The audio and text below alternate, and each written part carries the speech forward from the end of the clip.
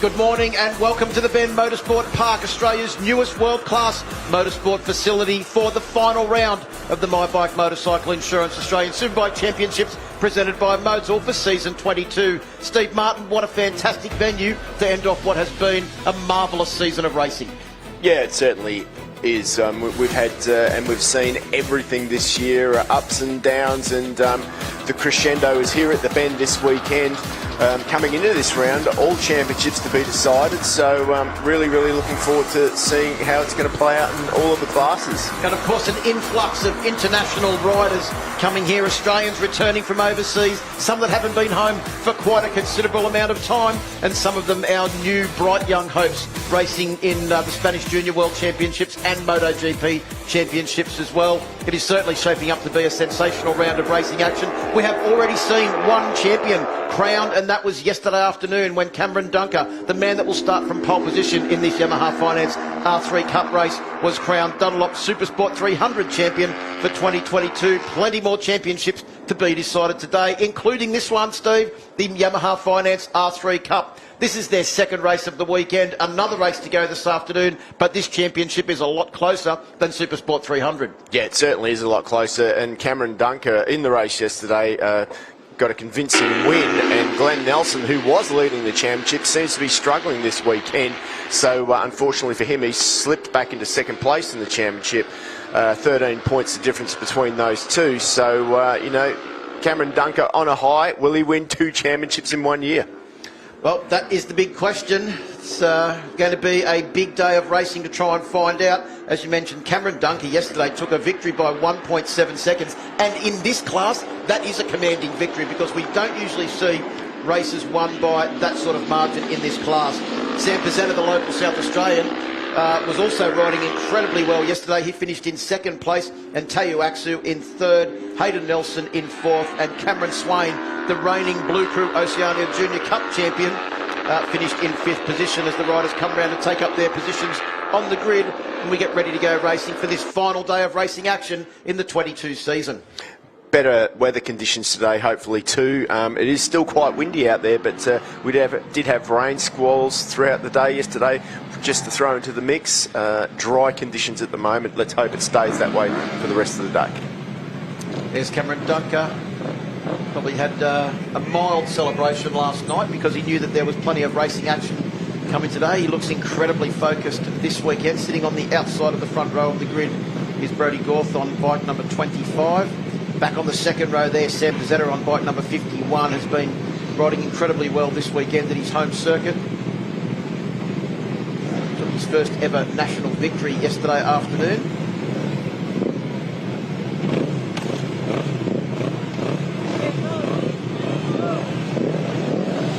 Right, we're getting ready to go for the warm-up lap here, the final opportunity for the riders to take in. It's also important as well to do a practice start there. It sort of like gives them an opportunity to test how much speed that they can get before they get to that braking point into turn one. Like obviously they're going to be going slower than all of the normal laps that they do. So it's a good opportunity for them to do a practice start and a practice the braking on the first into the first corner at a different speed to what they normally do, which is race speed heading down the straight. This is a very tricky section of the track, and then it opens up a fraction here as they go across the top of one of the many crests here at the Bend Motorsport Park, through Ducati and then down into turn 6, a corner that so far this weekend, Steve, we've seen a lot of people just get in there way too hot into this corner, down through here, downhill, and then it's a very tight corner. Yeah, you know why? Because it is actually, you start braking at a blind point. You can't actually see the corner when you start braking, so it's easy to get sucked in there, but it's a definite overtaking opportunity. Lots of different lines through that turn 6. Then we start this fast run round through the back of the circuit. There's a series of right-hand corners, one after the other. Some of them have blind entries. There's off-camber corners. There's a bit of everything here. Oh, there certainly is. There certainly is. It's very, very physical, actually. You're always on the edge of the tyre. Only a couple of small spots to get a bit of a rest, including this short back straight out of Dunlop and then up to Alpinestars, which is also on these bikes a really good overtaking opportunity. Let's have a look at the grid. Cameron Duncan will start from pole position with Hayden Nelson and Brodie Gorth joining him on the front row of the grid. Sam Pizzetta, the local man, Teo Aksu and Cameron Swain will start on row 2. Row 3 is Glenn Nelson vying for the championship. Marcus Hamod, who rode well yesterday in 8th and 9th, is Mitch Simpson from South Australia. Henry Snell, who's won a race or two in 10th. 11th, Jai Russo, and Cooper Roundtree from South Australia rounds out row 4. Row 5 is Jamie Port, Ryder Gilbert and Jordan Simpson. And row 6, Luke Johnson, Valentina Nezovic and also William Hunt on board bike number 46. So a big field of riders making their way around to take up their positions on the grid. And of course, remember, ride your motorcycle to work week, the 28th of November till the 4th of December. I'll be doing that, Steve Martin. You'll be riding motorcycles at your work. I certainly will be, because that's what we like to do. Well, plenty of motorcycle action coming up this week, and it all kicks off this weekend with the final round of the championship. That's pushing the limit there. You know, like he's right on the cusp of going over the yellow box there, so you wouldn't want to be any more forward than that. You know, because that could be deemed a jump start. Well, Cameron Duncan has gone back to the traditional white helmet as opposed to the black and gold special edition that he got yesterday for wrapping up the Dunlop Supersport 300 Championship. Can he do the same in Yamaha Finance R3 Cup? 2 races will decide the champion for this category today. Red flag leaves the front of the grid with Sam Phillips. We're ready to go racing. Yamaha Finance R3 Cup is go. Looked like a pretty good start from the second row of the grid there from Cameron Swain on board the white bike. He's been left high and dry on the inside of the circuit as he makes his way across now to take the running into turn 1. I think it will be Cameron Duncan that will lead them as they get to the braking marker. But who's going to be brave down the inside? Henry Snell, Glenn Nelson all having a big lunge on the brakes. But I think it was Duncan that led them through turn 1 for the first time. Yeah, Sam Pizzetta just got a good start too. Moved from that second row into second position on the track. And we know that he's got the pace to stay with that front group. So it's Hayden Nelson just behind him. So Cameron Duncan getting the perfect start that he needed to get. But look at the gap that this is what Duncan did yesterday. On his out lap, his first lap, he seems to be able to make that second gap. And he's doing it again, but this time it's Sam Pizzetta staying with him. Well, as you pointed out yesterday, Steve, he did all of that winning in the first lap of the race. Yeah. Then they maintained the same lap times for the rest of the race. The gap stayed pretty much constant. And this time Sam Pizzetta's gone with him, so it might not be all smelling like roses out the front for Cameron Duncan today like it was yesterday. But the good news is that Glenn Nelson on board bike number 39 has once again got a good start. Let's hope that he doesn't get sucked back in the pack like he did yesterday and he can maintain this championship challenge going right to the final race this afternoon. Yeah, definitely some sort of issue there for Glenn Nelson. It's not like a riding issue or an aggressive issue. I think it's some sort of setup issue because in yesterday's races, all of the races he competed in, he was very strong into the first 2 or 3 corners, but then just didn't have that outright pace. So let's hope that overnight they've found something and he can maintain where he is, but already he's dropped back to 6th position. So unfortunately for Glenn Nelson, struggling a little bit again. But there's that gap opening up now. It's like over a second these two guys have got. Exact replica of the race yesterday, except Sam Pizzetta was in that second group yesterday. So Duncan, perfect start, but he's dragged Pizzetta along. As they come out onto the My Bike Motorcycle Insurance start-finish straight to complete the first lap. That gap will be right on 1 second as they come across the line. It is Cameron Duncan with a 2-minute 13.6 from a standing start. Hayden Nelson back in 3rd place. Henry Snell has moved his way up to 4th. It's been a busy first lap for the Queenslander on board bike number 12. Just looking back through the pack, Teo Aksu, another rider that we would expect to be in the front running for this class, is back in 6th place. And Marcus Hamod, who had a fantastic day yesterday on the Motor City machine, bike number 13, is back in 7th. Yeah, but to be fair, there's from literally 4th place, 5th place, 4th place even, through to 11th. There's less than a second. So once again, a massive gaggle of bikes going to be vying for that final podium position towards the end of this race. Now, Sam Pizzetta has really come of age this year, hasn't he? We saw him make his debut last year, but the thing is that this year he has grown in stature and his racecraft has improved as well.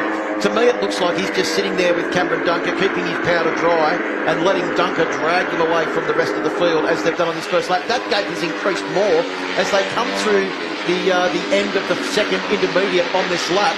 That gap is now out to 2.6 seconds between our leader and third place rider Hayden Nelson on the 279 machine. Of course, all of these riders are on Yamaha R3s. Pizzetta making a bid for the lead here, Steve, on the back straight down into Alpinestars corner, and through Alpinestars corner takes the lead as they head up towards Suzuki. Yeah, but look at Dunker. He manages to almost whip back past, had a better drive out, and also takes a narrower line there as they head down through Honda. Well, I'm wondering if Pizzetta thought that he had a little bit more pace and it was time to try and pull away from Dunker at the front, and he's doing a pretty good job at the moment. When I look at the lap times, I mean, they were in the 2:10s, 2 minute 10 second, as Dunker goes back past into that turn 17. Sneaks up on you, that one, but they're only doing 2:13, 2:14 at the moment, so their lap times, for one reason or another, are off.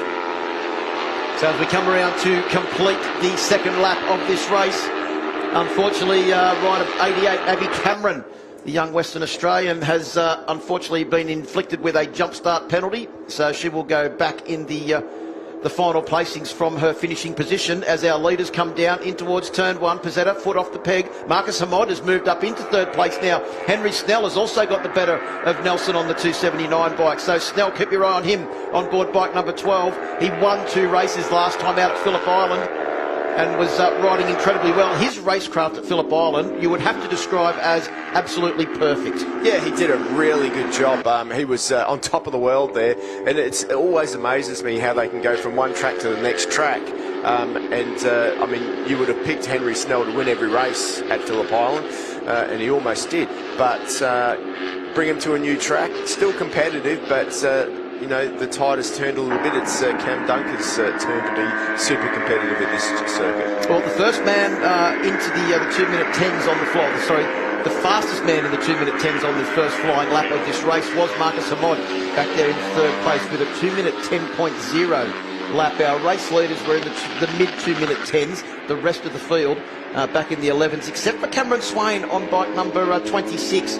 He's sitting in 6th place. He was just into the 210s with a 210.9 as he tries to make his way through that pack. So the crazy thing again is that these two guys have made 90% of that lead in the first lap and a half. Do you know what I mean? Like, you've got to be able to get out of the gate and get onto that pace straight away. If it takes you time to build your pace up, that's the result. A 2 second gap, even though everybody's doing a similar sort of time. Well, and you mentioned several times this weekend when we've spoken, Steve, about the importance of that first sector, and it's not usually that the first sector of the track is the most important part, but here it is, and Cameron Dunker and Sam Pizzetta in this race, and Cameron Dunker yesterday, have made good effect of that first sector and the second sector to build up those leads, and that's pretty much where it was all done. Bodie Gorth has just made his bid to lead that second group at the moment, but it looks like Marcus Hamod has just gone back past him, and also Henry Snell there, who we were just talking about to get the slipstream in that group. Teo Atsu, who had some good results in the races earlier as well. You know that he's a fighter, that's for sure. Yeah, Cameron Swain moves up into 4th place now, just ahead of Teo Atsu, who's gone back to the dark wheels, not the red wheels that he was using yesterday afternoon in this battle. Plenty of different lines going on through there. We saw Sam Pizzetta also down in towards turn 1, having a bit of a look up the inside of our race leader, Cameron Swain. Decided just to keep his powder dry for a little bit longer and pull back into 2nd place. The lead back from our race leader to 3rd place is now 4.2 seconds as they come through the end of the first intermediate. And there's so many different lines going down in towards turn 6. As you mentioned, it is an overtaking opportunity, and a few of them just trying out different lines to see what's going to work down into that very tricky corner. The other battle we need to keep an eye on in this race is the battle for 3rd in the championship between Teo Atsu and Hayden Nelson. There's 1 point separating those guys at the moment, with Teo just moving up into 4th place and Hayden Nelson down in 7th. So there's 1 point, 223 to 224 points. Of course, Cameron Dunker way out in front, 289. Yeah, big moment there for Bodie Gorth, who nearly came into contact with Marcus Hamod's Motor City entry, bike number 13, as they made their way out of that corner and onto the back straight. They've gone through Alpinestars now and up towards Suzuki. It is Teo Atsu that's taken up the running in 3rd place, with Cameron Swain right behind. Of course, the new Blue Crew Oceania Junior Cup champion will be crowned at this weekend as well. Cameron Swain, the current reigning champion, as Sam Pizzetta has a big look down the inside at turn 17, one of the trickiest corners on the track there at Michelin. Pizzetta just has a sneaky look over his shoulder to see what the gap is, and it's definitely eked out. It's nearly 4.7 seconds. That's an incredible gap that these two guys have managed to pull out. Well, he'd need a set of binoculars if he was going to see the riders behind Steve. They're that far ahead. Look at them now as they come onto the My Bike motorcycle insurance start-finish straight. And it is a huge gap. It is now out to 5.1 seconds. The lead for Cameron Dunker and Sam Pizzetta over the pursuing pack, currently led by Cameron Swain on 26, Axu on 91 and Brody Gorth on 25. Well, Dunker just set his fastest lap of the race as well at 2:10.1, so he's literally getting quicker as he goes. That's only a couple of hundredths of a point off the fastest lap of the race so far. As you can see, if they stayed the same way as they do now, Cameron Dunker will open up a considerable lead over Glenn Nelson in the championship. Live championship point score in the bottom of your screen there, 289 to 262. Teo Aksu will take a 1-point lead into the final race in that battle for third place. Well, if it did finish like that, that would mean that Dunker would win the championship. Certainly would, because he's only got to beat 25 points ahead. He's had more wins in the class than Glenn Nelson as they come into this race. And if it was to go to a countback, that's how the countback would be decided. Well, there's a 5-point difference, isn't there, between first and second? So there is. If Sam Pizzetta beats him, that means that it will stay live into the final race. So Glenn Nelson is hoping that Sam Pizzetta can put some sort of move on. We're on the penultimate lap too. There's only one more race. Oh, Cameron Dunker does the big Fabian Foray and has a big look over the shoulder. You know what that means? That means that Dunker has put in the lap of his life trying to break Pizzetta. He looked back to see if all of the hard work that he's done has worked, but it hasn't worked because Pizzetta was there. He runs a bit wide through the flip-flop. And just like on Arthur Cece's bike in the Superbike class, there's no doubting who it is behind when you see one of those Unitech bikes. The number on the front of the bike is absolutely huge. And if anything, it would psych out your fellow opponents. And Arthur Cece's fastest in this morning's warm-up this morning, so looking like a big day for the Unitech team here at the Bend Motorsport Park. Here we go, final lap. The championship is on the line. Dunker wins the race, he takes the championship. Sam Pizzetta wins the race, the championship goes to the final race this afternoon. And this battle for third place in the championship is well and truly on as well, with Teo Aksu in fourth place and Hayden Nelson now back in 8th position. Well, it's going to be interesting to see how Pizzetta plays this. He's going to sit there in the at the back of Dunker. I don't think he'll try and go too early. Hayden Nelson makes his way forward. He's a long way back, actually, Hayden Nelson. He was right off the back of this group. You can see him just coming into the shot there on board the 279 machine. So I don't think he's going to be able to move into 7th position unless all of those riders have some sort of major catastrophe on the last lap. Or a couple of them do. Do you know what I mean? And that is certainly on the cards because this is Yamaha Finance R3 Cup after all. Steve, as Pizzetta continues to keep his powder dry down into turn 6. It is Dunker riding as fast as he possibly can to try and take this win and the championship. It would be his 2nd championship this weekend. And he also was just crowned Motorcycling New South Wales Junior Rider of the Year as well. So congratulations to Cameron Dunker. It certainly has been a fantastic year for the young man from the Hunter Valley. Here we go. What's Pizzetta going to do? He's got something in mind at this point in the race. He knows where he's stronger than Dunker in front of him. Dunker tucked in behind the screen. Look how tidy he is as a rider too. He really is tucked in there. Pizzetta gets the slipstream out of Dunlop. Can't do it there. Well, that's one overtaking opportunity done and dusted for Sam Pizzetta as they come up towards Suzuki. There's one other opportunity, and that is at the bottom of the hill into the trickiest corner on the circuit, Steve. Michelin corner, turn 17. He needs to get the run out of there, though, so that Dunker can't slip. This is where Pizzetta is strong, but he keeps on hitting that ripple strip there, which is going to destroy his drive. But look at Dunker. He's gone on the inside. Pizzetta's up the inside. He's going for it. He's going for it. He can't do it. Dunker's really late on the brakes. Oh, they're almost touching. It was almost a bit of rubbing wheels there as they come round through Ride Your Motorcycle to Work Week corner. Final corner for the race. Cameron Dunker gets it all out of shape. Can Pizzetta get close enough to get into the slipstream? It looks like Dunker may just take the win and his 2nd championship for the weekend. Congratulations to Cameron Dunker. What a ride from Sam Pizzetta in second place. And I think Cameron Swain will get onto the podium in third place as well. What a great ride.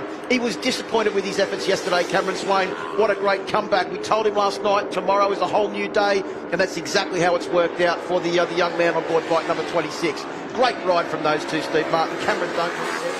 What a show. Oh, absolutely. I mean, they really did, take it to the other guys. A 4-second lead over third place is incredible. And as you pointed out, that was virtually made in the first 1.5 to 2 laps of that race. And it's still on for third in the championship with Teo Aksu and Hayden Nelson tied on 223 points. That's because Teo Aksu slipped back 1 place on the last lap because Marcus Hamod moved up into 4th place overall. So it is really on in earnest. Whoever finishes ahead in that final race of the day this afternoon will take third place in the Yamaha Finance R3 Cup Championship. But there is no denying that your champion for 2022 is Cameron Dunker on board bike number 3. Congratulations to Cam and the team. I wonder if he's going to get another gold helmet or if they're going to recycle the gold helmet from before. He deserves 2, wouldn't you say? And it just need a new visor with R3 Cup champion on it. Yeah, it would, but I'm sure that he's going to get a new helmet to go along with that. He's going to have to get a big shelf at home to put them all on, I would say. Well, there it is, confirmation of the result. Cameron Dunker takes the win by 0.225 of a second. We thought it may have been not going to finish that way when he came out of the final corner and got a bit out of shape, but he managed to hold on over Sam Pizzetta. Cameron Swain in third place, Marcus Hamod in 4th, Aksu in 5th, Snell in 6th, Gorth in 7th, Nelson in 8th, Roundtree in 9th, Glenn Nelson back to 10th place. And unfortunately, that is the championship challenge over for him, but he needs to hold on to second. Mitch Simpson in 11th, Luke Johnson in 12th, Russo in 13th, Jamie Port 14th, Jordan Simpson in 15th, Ryder Gilbert, another South Australian in 16th, Valentino Zezovic in 17th, and William Hunt 18th. What a way to start off the day's racing here, Steve Martin, with another champion crown. Yeah, absolutely.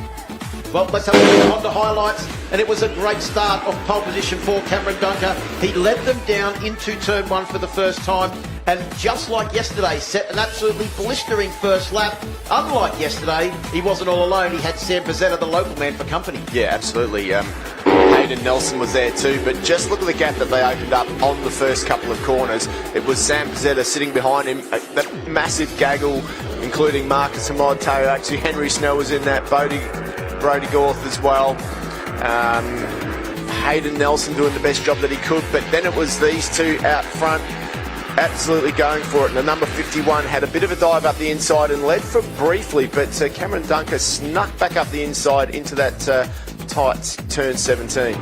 This lot was shuffling positions seemingly every corner. You can see the amount of out-braking opportunities being taken up there. Henry Snell had a big look down the inside of Marcus Hamod, as Sam Pizzetta had a big look up the inside of Cameron Dunker at the corner where he's proven to be very strong this weekend, but couldn't get the job done. No, absolutely not. Glenn Nelson dove up the inside. One of the others runs wide.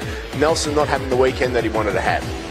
Coming down to the last lap, it was still Pizzetta all over the back of Cameron Dunker. Dunker took the narrow line down into the entry to the corner, essentially cutting off any opportunity for Pizzetta. They nearly touched tyres as they went through Michelin corner turn 17 for the last time, Steve, but through the final corner, a big out-of-the-seat moment there for Cameron Dunker. Yeah, I think Cameron Dunker come over the line though and got the job done. Sam Pizzetta shakes his head. Still a good weekend for him. Well, congratulations to our top 3. They've made their way back to Park for May. They're with KP. Yes, the 2022 Yamaha Finance R3 Cup winner is Cameron Dunker. Another championship for you. Congratulations. Thank you. It's been an awesome season, like I said yesterday, but like I said yesterday, I can't do this without my family and all my sponsors that help me, KYT, even just the people around me, Heath, Jamie, Damo, just everyone who helps me. So much hard work has gone into this year for you. Yeah, I was struggling a bit at the first couple of rounds, but brought it together in the in the last bit of the season, and happy to get both championships. Well done. Thank you. And Sam Pizzetta in P2. Really is your weekend, my friend. Some great battles there. He just couldn't catch Cameron. Yeah, it was really, really good. When I saw G2 on the board, I was like, oh, it's just me and him, so I might as well just stay in line with him and not just rough him up a bit too much because we don't want to get caught by the other group. But yeah, he was flying today and just couldn't get him at the end there. But yeah, it was a great race. And yeah. Great to see you on fire. Thank you. And in P3, Cameron Swain. Excellent to see you back on the podium, Cameron. Yeah, it's been a while. I had a bit of a rough day yesterday. Didn't really get the results I wanted, but I'd like to thank my team for putting all the effort in. They stayed up late last night doing stuff to the bike, making it felt so good in that race. Just unfortunately got tangled up at the start with the pack, and then once I got through, I was pushing, doing good laps on my own, pushing the win by myself, so hopefully I can run with the front in the next one. But I'd just like to thank my family, everyone who gets me to where I am, all my sponsors, Foresight, Impeller Museum and Event Services, Diesel Power Systems, and all the Pro GP sponsors. Thank you. See you in the next race. Thank you. Well, thanks very much, KP, and congratulations to Cameron Dunker. He is the Yamaha Finance R3 Cup champion for 2022. Plenty more action coming up here this weekend at the Bend Motorsport Park, and what a way to start it all off with a championship in the first race of the day. 289 points for Cameron Dunker, 262 for Glenn Nelson. Championship decided. One more race this afternoon. That will decide who finishes third in the championship between Teo Aksu and Hayden Nelson. Henry Snell in fifth, Pizzetta in sixth, Russo in seventh, Gorth in eighth, Marcus Hamod ninth, and Cameron Swain, the Blue Crew Oceania Junior Cup champion from last year, rounds out that top 10.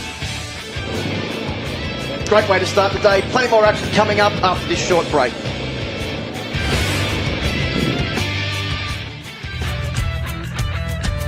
At My Bike Insurance, we are motorcycle specialists. It's all in the name.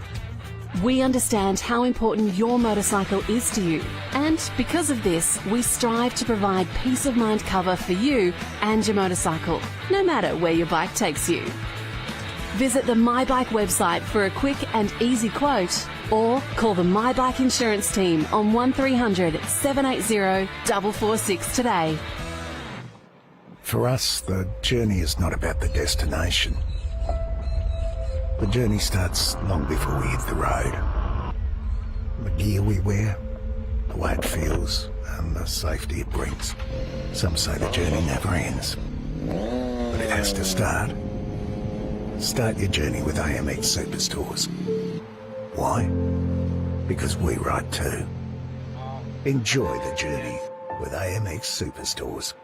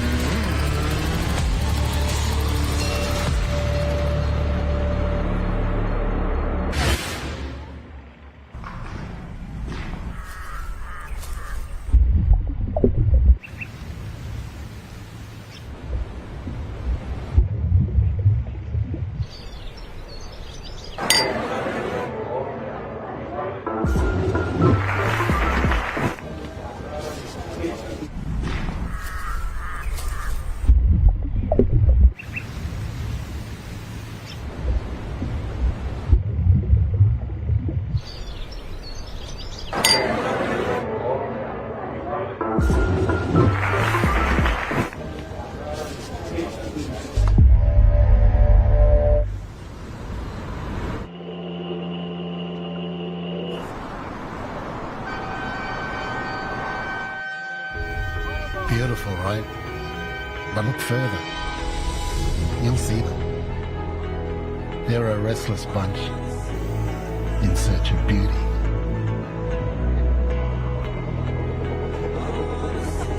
There's the unyielding conquerors that won't take no for an answer. Yep, that's this place.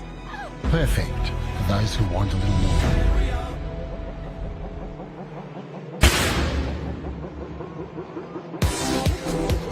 Welcome back to the Bend Motorsport Park. Continuing action from the final round of the 22 My Bike Motorcycle Insurance Australian Superbike Championship presented by Motul. We are getting ready to go racing for the Michelin Super Sport category, and the championship is balanced on a knife edge. We have John Littris 26.5 points ahead of Ty Lynch. Tom Bramage 1 point further behind. Bramage has shown plenty of pace this weekend. Ty Lynch is at his home circuit, and Littris is a little bit further back in the pack than we're used to seeing him, Steve, so this could be a very interesting race. A lot of pressure on his shoulders to try and get this 600 championship, so I'm sure that he is feeling the nerves out there, especially heading into this first one, because for him, it's all to play for, really. It's this championship to lose in this one, but if he has a clean run, it's going to make it a lot easier as he heads into race 2 later on this afternoon. But John Littris, you know, he's a cool, calm, collected rider nowadays, so you know it should be all good for him. But I mean, the championship's not over. Tom Bramage is certainly making his way up as well. He's only just 1 point behind too. So you know, Ty Lynch is still slightly injured. Ty Lynch's home track, Dallas Gears on the front row, so it's going to be mixed up. It's going to be exciting and probably a little bit different. Archie McDonald's on a newer Model R6 this time out for the first time, so I just can't wait to see this happen. Tom Drain having his last 600 race or road race as well. Before he heads back over to America, signed a good contract to race in the American flat track championships over there, the Grand Nationals, and that is a very, very big deal. As we have a look at the championship points, 197.5 for Littris, 171 for Ty Lynch, a gap of 26.5 points. As you can see, Bramage there on 170, only 1 point behind. Nicholson on 153.5 is in third place. Tom Drain in fifth. Reece Belling, the bricklayer from Victoria, and we found out his race number, Steve, 61, is the ratio of sand to cement in a fantastic mix for bricklaying. Well, he must be a bricklayer then. So Mitch Kuhn in 7th, Jake Farnsworth, who's had a sensational back end of the season, in 8th, Tarbin Walker in 9th, and Ollie Simpson rounds out the top 10 courtesy of his performances early on in the championship. Now, there is a massive wild card in this race, and that is the man that sits on pole position. Keep your eye out as they push that bike down towards the front of the grid, and that is 16-year-old Harry Voight, who's been racing overseas this year in the Red Bull Rookies Cup, and is a member, the final member, I suppose you could say, of the Thriller Motorsports team here this weekend. It also includes Josh Hook, Marcel Schrötter, and someone that everyone may know, Jack Miller. Yeah, impressive to see that Thriller Motorsport team here. A lot of different motorcycles in that garage as well. Didn't make it easy for himself by having 4 of the same brand motorcycles all over the place in there, but definitely good to see. Good to see Dallas Skier on the front row too. Bit of disappointment at Phillip Island for him, but sure he's going to make amends here this weekend. I'm pretty sure he's going to be staying well and truly out of Ty Lynch's way this weekend. Oh, 100%. But I mean, when that, you know, he did come together with Ty Lynch, it was purely his fault. So, you know, like, you just got to get it out of your mind, get on with the job. They're both, you know, accepted it was a racing incident. It didn't help Ty Lynch's championship, that's for sure, but it is what it is. Down to KP, who's on the grid. Ty, you are sitting in P2 in the championship, but Phillip Island really threw a spanner in the works in terms of your injury. How is your injury, because you did re-break your leg? Yeah, well, look, at the end of the day, it's just a separation of the ankle. It's nothing serious. The screws are still holding everything together. So, look, we're just going to make the most of it. We're not, look, everything's out of question now. We're not here to make any huge changes. We're just going to have some fun and see what happens. And this is a very physical track. Can you push to your absolute limit here because the championship is on the line? Yeah, look, at the end of the day, the team have given me a package that I think is more than capable of getting the job done. So I'm just going to feel it out. Take the race lap by lap, and we'll just see what happens. Yeah, all right, fantastic. Good luck out there. Thank you.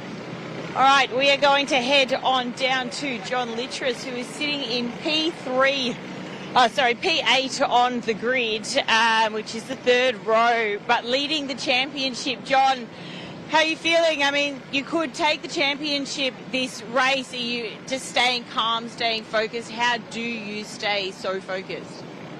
Yeah, to stay calm, and you know, we've got time in this race to run forward, and I think we can hopefully make a race of it, and yeah, we should be right, I think. Yeah, there's a bit of work to do back from the third row of the grid though, but you don't have any issues usually getting through such a pack. Yeah, we'll see how we go. I got confidence in myself and the bike, and we should be okay. Yeah, okay, good luck out there. All right, now we will head to our last victim, Tom Drain. Tom, this is your last round of ASBK in the Supersport round. You are heading overseas. Tell us about this ride you have in the US and when you're taking off. So next year I'll be heading over to America in about February to do the AFT season, and yeah, won't be coming back here for next year. Fantastic. Are you excited to head over? Is this a bit of a dream come true? Yeah, I'm really excited to be able to go overseas and continue my career and have a good deal for next year. Yeah, great. And is your brother going with you? He might be, I'm not sure yet. Okay, good luck in this race and good luck next year. Thank you. Thanks, KP. Great to hear from those riders down there on the grid.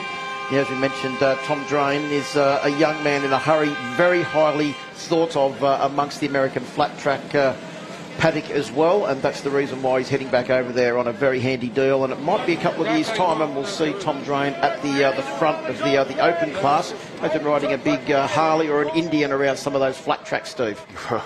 It's a bit beyond my capabilities, but I'll be certainly tuning in to watch Tom Drain do that, and hopefully win and take a few cups and get a bit of glory over there. But you know, he's got to be thinking about it. You know, it's his last race. There's Jack Passfield. He's had a great showing at Phillip Island as well. He's had to sit most of the year out due to injury, but he's back and he's strong. So good to see Jack Passfield lining up there in a good position on the grid on row 4. He's got work to do. Archie McDonald on the second row of the grid too.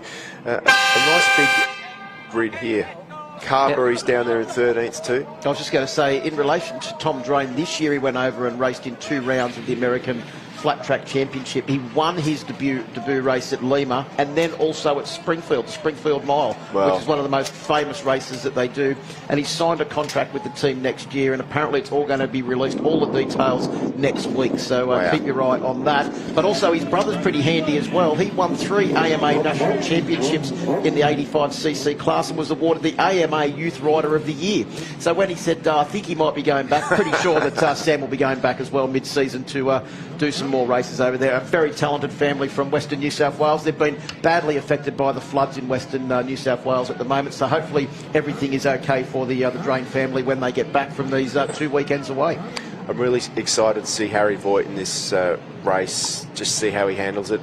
Racing in the Red Bull Rookies overseas this year, he's come back getting on a bike that's completely different from what he's currently used to. That's it, and he raced here last year, but that would have been the last time that he saw the Bend, and I think from memory he had a lot of technical difficulties with a bike that was also brand new, and probably didn't allow Harry to showcase his real talent. Well, he's certainly showcasing so far second in front of, 1.2 seconds in front of Dallaskia on the front row. That's a decent lap time. Bearing in mind they didn't have a lot of track time either in this class because it did rain in their second qualifying session. That's right, and essentially it was the times from the first qualifying session that decided the entire grid here this weekend. And I think no doubt who those people are supporting, and by default I think in this race then they would be supporting Harry Voight because he is that member of the Thriller Motorsports team. As we can see the red flag at the front of the grid there, ready to send the riders off on their warm-up lap.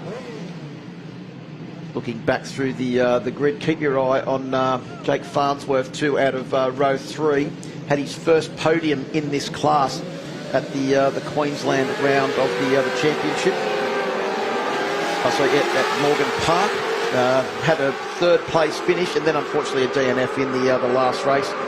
But Jake's one of those guys that every time you see him in the pit, doesn't matter if he's finishing 3rd or if he's finishing 12th in the races, he's always got a massive smile on his face, and written on the back of his leathers it says Crazy Jake, so that probably pretty much sums him up. Yeah, no, absolutely. Also, remember there is that battle between Tommy Bramich and Ty Lynch. They're very close in the championship points, so you know Lynch has got that injury. Bramich is getting stronger and stronger. But he's riding on a wave of form, really, isn't he? Coming in here with 2 victories, his first ever victories in the Michelin Super Sport category last time out at Phillip Island. Yeah, and I mean, like, he's a confidence rider. Well, there's your grid. Harry Voight will start from the front row of the grid with the local South Australian Dallas Skier on board bike number 86, and the man that sits third in the championship, Tom Bramich. 2 victories last time out, and also he qualified on pole position. Second row of the grid, Ty Lynch, another man that knows this track well, been doing a lot of coaching here. Scott Nicholson, the Victorian, and Archie McDonald. Great to see him back after competing last round. Another rider coming back from overseas, Steve. Yeah, Jake Farnsworth starts on row 3 with John Littress trying to win that championship in this race if he can. Tom Drain having his last race in 9th just behind him. Reece Belling, the bricklayer, 6-1, cement to sand. That's how he's got his number. Jack Pasfeld, who was super competitive last time out at Phillip Island. Jack Favell rounds out row 4. Declan Carberry on board, the only Suzuki in the field. Tarbin Walker on board a Yamaha, and Luca Durning, bike number 212, make up row 5, with Cody Wyman all the way from the US having his first hit out on the Addicted to Track R6. Bronson Pickett and Noel Mahon back there on row 6. Row 7 will be Morgan McLaren Wood, John Quinn and Mitch Simpson on board bike number 66. Let's go down to KP in pit lane with a very special guest. I've got Jack Miller here. Jack, you've got your rider out there, Harry Voight. Any words of advice that you've given him? No, don't listen to me. No, he's doing a fantastic job. He's been riding well all weekend. Second race now on the big bike, but no, he's doing a good job. And starting from pole, I think he's got a good shot at this one. So if he keeps going like he has been, he'll be right. Thanks, Jack. Cheers. I like how Jack's got his name on his shirt just in case anyone didn't know who he was. I don't think he's the only guy that doesn't need his name on his shirt. Well, we're getting ready to go racing for Michelin Super Sport. The championship is poised. It could be won this race, but the chances are it's going to go on to this afternoon. Voight starting from pole position. Supersport is go. Great jump off the line there for Harry Voight on board bike number 29. And as they make their way down towards turn 1, he's moved out into the middle of the track. The field will now come right over to the right-hand side of your screen as they make the run down into turn 1. It looks like it is Dallas Skier on board bike number 86 that will take up the running through turn 1. Big field of riders for Michelin Super Sport. Harry Voight having a look up the inside of Dallas Skier, takes the lead early at turn 3. Scott Nicholson's up there as well. That was a good start by him. Ty Lynch is there. But Dallas Skier, what a brilliant start by him. John Littress is back in the pack, isn't he? He's really struggling. He's back in 10th position there, so I would say he's definitely got a few nerves going on. He's just got to keep his nose clean in this one, but sometimes that's easier said than done with the amount of pressure on his shoulders and where he sits in the championship at the moment. Well, and also where he sits in this pack, there's a lot of action happening back there with lots of overtaking, so Littress just needs to stay out of trouble on the first lap. Tom Bramich hasn't got a good start either from his grid position, and he's dropped back to about 5th or 6th position on this first lap. So they come round down through this very tricky... there's Ty Lynch going up the inside. That was a fantastic move by Ty Lynch, but he just runs slightly wide. Bramich goes past, so he made the dive up the inside work, but then he lost a lot of time on the exit. Yeah, that was the entry to the short back straight from Dunlop corner up to Alpinestars, and Ty Lynch has dropped back behind Nicholson and Bramich. Now the next rider through will be Tom Drain on board bike number 59. Then it's Archie McDonald on 69, coming back from racing overseas and heading back overseas again next year as well is Archie McDonald. Keep your eye on him. He had a strong performance on the podium last time out at Phillip Island, but then had a technical infringement with his motorcycle that was no fault of his own. They just picked the bike up in the week leading up to the event. As we come round to complete the first lap now through Ride Your Motorcycle to Work Week corner, out onto the My Bike Motorcycle Insurance start-finish straight. What a lead for Harry Voight. It is 1.4 seconds over Dallas Skier in second, Scott Nicholson in third, Bramich up to fourth, Lynch in fifth. Yeah, that was a proper first lap by Harry Voight. You can just see him sideways there into that turn 1.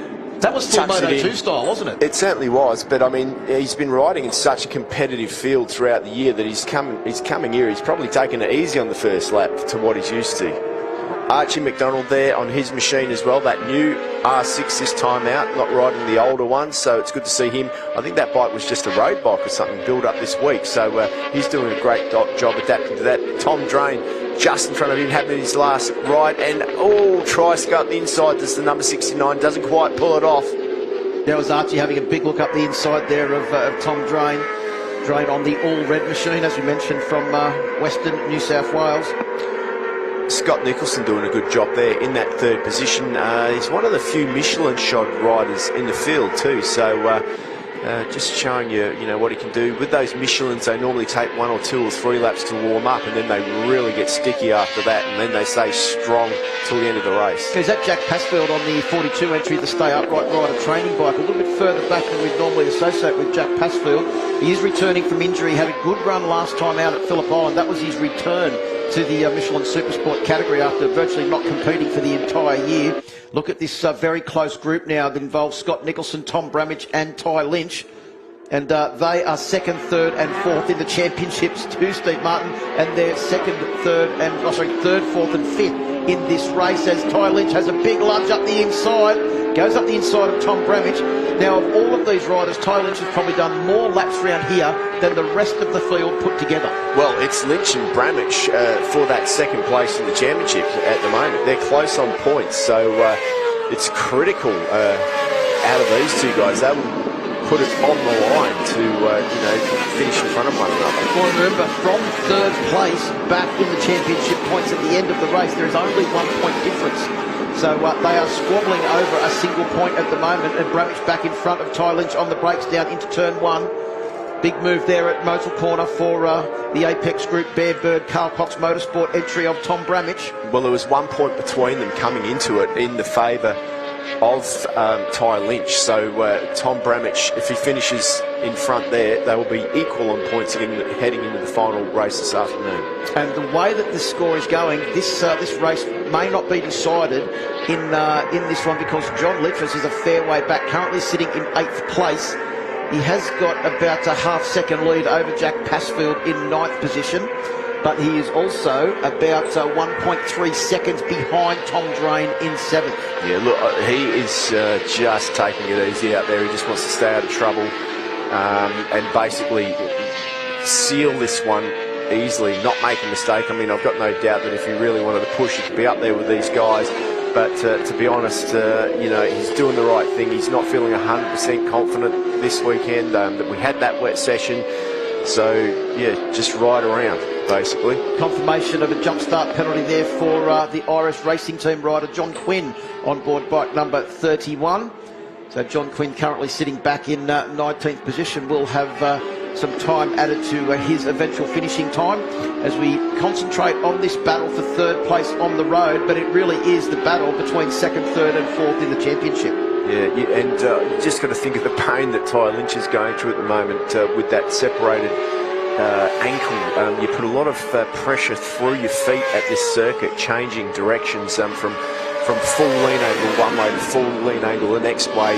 You don't get a lot of upright time here, so constant pressure there as they head into Motul corner, and it's Tom Bramage looking for a way past Scott Nicholson but can't do it there.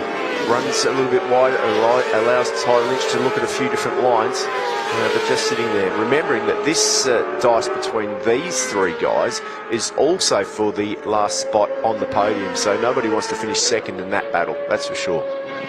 Yeah, Dallas Skier holding down a very tidy 2nd place at the moment, 3 seconds behind our race leader, but half a second ahead of these riders here. We open up to a wide angle shot. You might be able to see Dallas Skier just in front of them. On the last lap, Dallas Skier's lap time was almost 1 second faster than Scott Nicholson, Tom Bramage and Ty Lynch. So he's pulling away pretty quickly from this group at the moment, is Dallas Skier. Yeah, 56.1, that was a pretty impressive lap time for him, but even more impressive, 155.3 for our leader, Harrison Voight. Down to KP for an update. Just spoke to Ty Lynch's crew chief. Tyre wear is going to become a issue shortly, so Ty Lynch has more pace in him. He's just managing tyres. Well, he's gone back to the lead of this 3-bike group at the moment on bike number 85, the 727 Moto team. Very impressive team effort this weekend, with Billy McConnell going straight into Q2 for the Alpinestars Superbike category, and Jed Metzger also putting on a great performance on board his machine as well. So Ty Lynch looking to continue that momentum for the 727 Moto team along in the Michelin Super Sport class now. Has a quick look over his shoulder. All he can see is bike number 39, Scotty Nicholson, right behind. Bramich just falling off the back of fraction in this lap. Be interested to see what their lap times are. It was a 55.4 for Harry Voight, a 56.4 for Dallas Steer. So 1 full second faster was Harry Voight on that lap. A 56.7 for Ty Lynch, who's done his best lap of the race. Nicholson a 57.5 and Bramich a 57.7. Then we go back to Archie McDonald in the 58s, and the rest of the field 58s and 59s all the way back.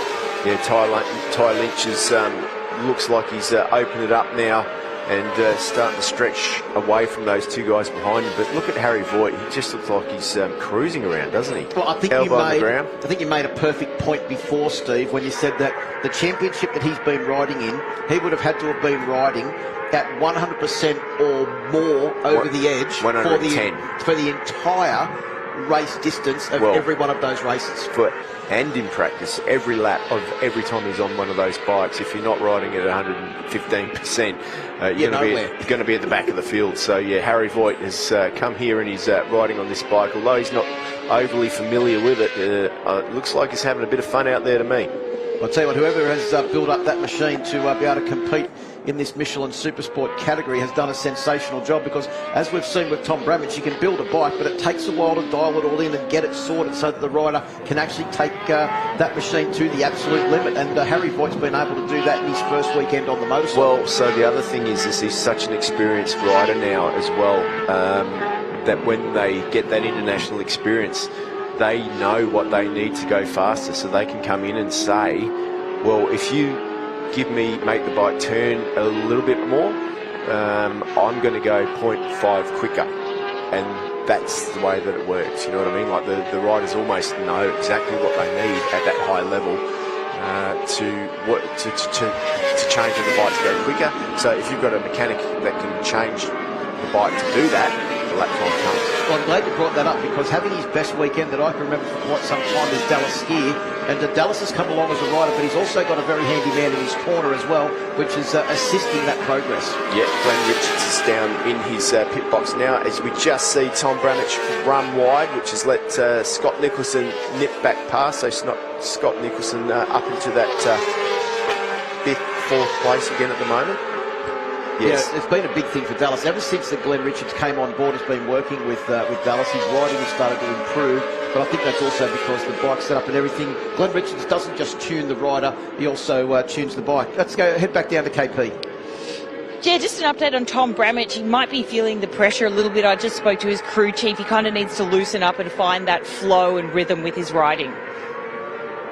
Yeah, and flow and rhythm and relaxation, that is how you go fast, especially around a track like this. But when you're in pain, it's difficult, because remembering the injuries he's got, not only has he got that separated ankle, which was re-broke at Phillip Island, he's also got injuries to his arm as well, which he needs to get skin grafts on, so he's pretty beat up. Bramich down the inside of Nicholson through Alpinestars corner to go back into 4th position.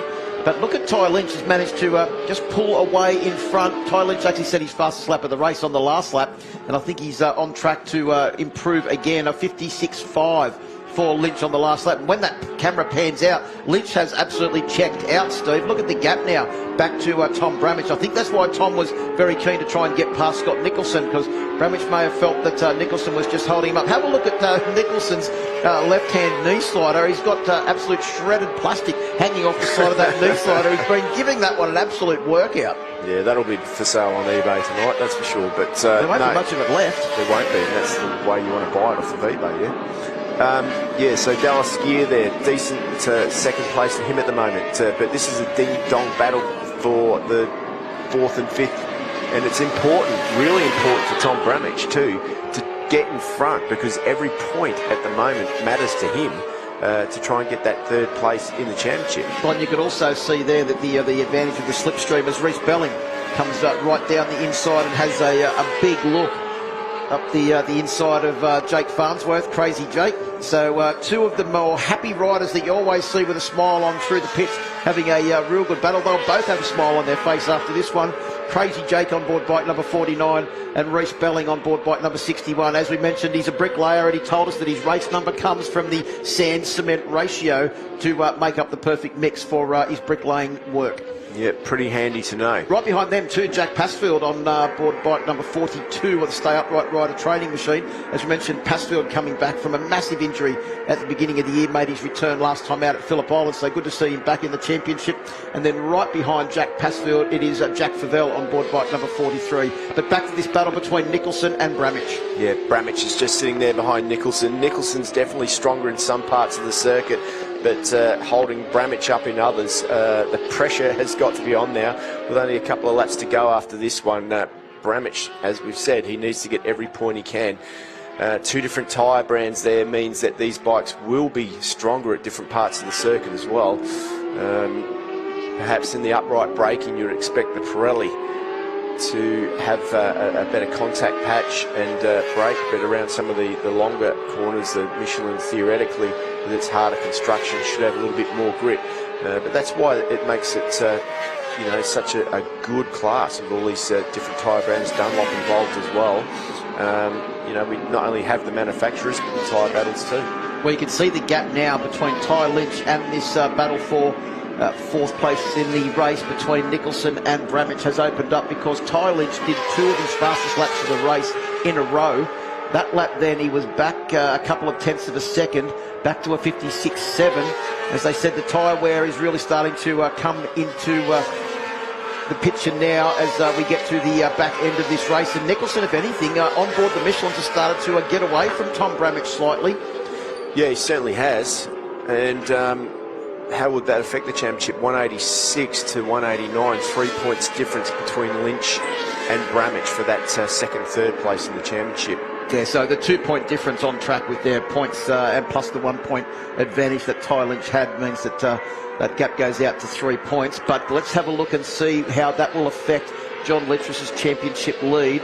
It will be 211 for Litrus and 189, so that's at 22.5 points, the lead. So it will go down to the final Michelin Super Sport race this afternoon to decide the Michelin Super Sport champion for 2022, with Litrus holding a 22.5 point lead with 25 points up for grabs. Yeah, absolutely. I mean, Litrus at the moment is virtually riding around on his own out there on track. So and probably the safest place to be. Absolutely.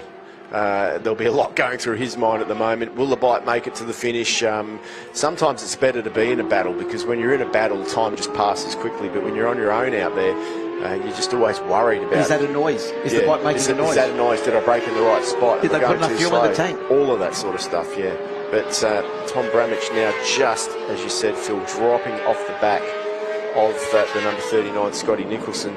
Scotty seems to have settled himself down now, and it's a big battle to try and catch up to Ty Lynch in front of him, who is trying to make inroads and catching up to Dallas Skier. They're doing exactly the same lap times now, Dallas Skier and Ty Lynch. But, and even Harry Voight out in the lead on this last lap. His last lap was within a tenth of a second of the times on the Dallas Skier and Ty Lynch. But when you've got a 5 second lead, you just want to bring it home. So he's backed it off now, 5 seconds. He'll be pretty happy with that. Just bring it home and get that victory. And will be the first victory for Thriller Motorsport, just put together for this final round of the championship.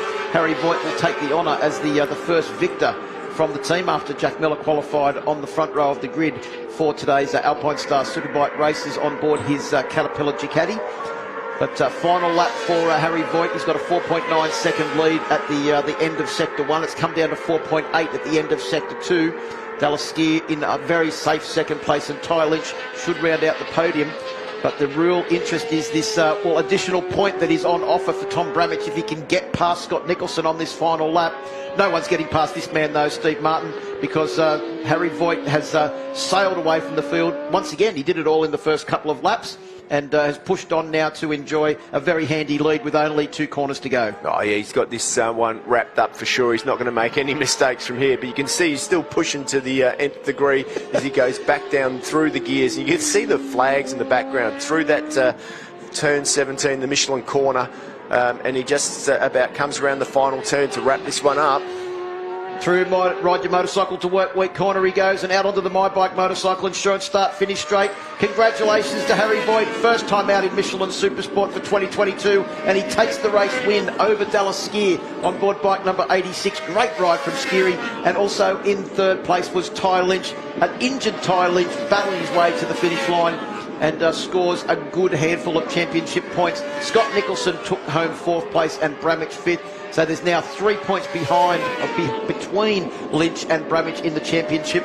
And John Letras comes across the line in seventh place to secure championship points. That will mean that the championship battle goes right down to the final race. Letras will head in with a 22.5 point championship lead over Ty Lynch. Yeah, it's a big lead, and John Letras, all he needs to do is continue doing what he did in this race and he'll wrap it up. But what a ride by that man, Harry Voight. That was incredible. Here's Cody Wyman on board bike number 88, making his way to the line in his first Australian Super Sport race. Good to see the addicted to track rider getting out there and having a good run. Yeah, he's improving every lap too. His fastest lap of the race was his last lap. Well, so he continues to learn the track. He eventually finished in 13th place behind Jack Favell and just ahead of Tarbin Walker on board bike number 21. So congratulations to Harry Voight, first race victor for the Thriller Motorsport team.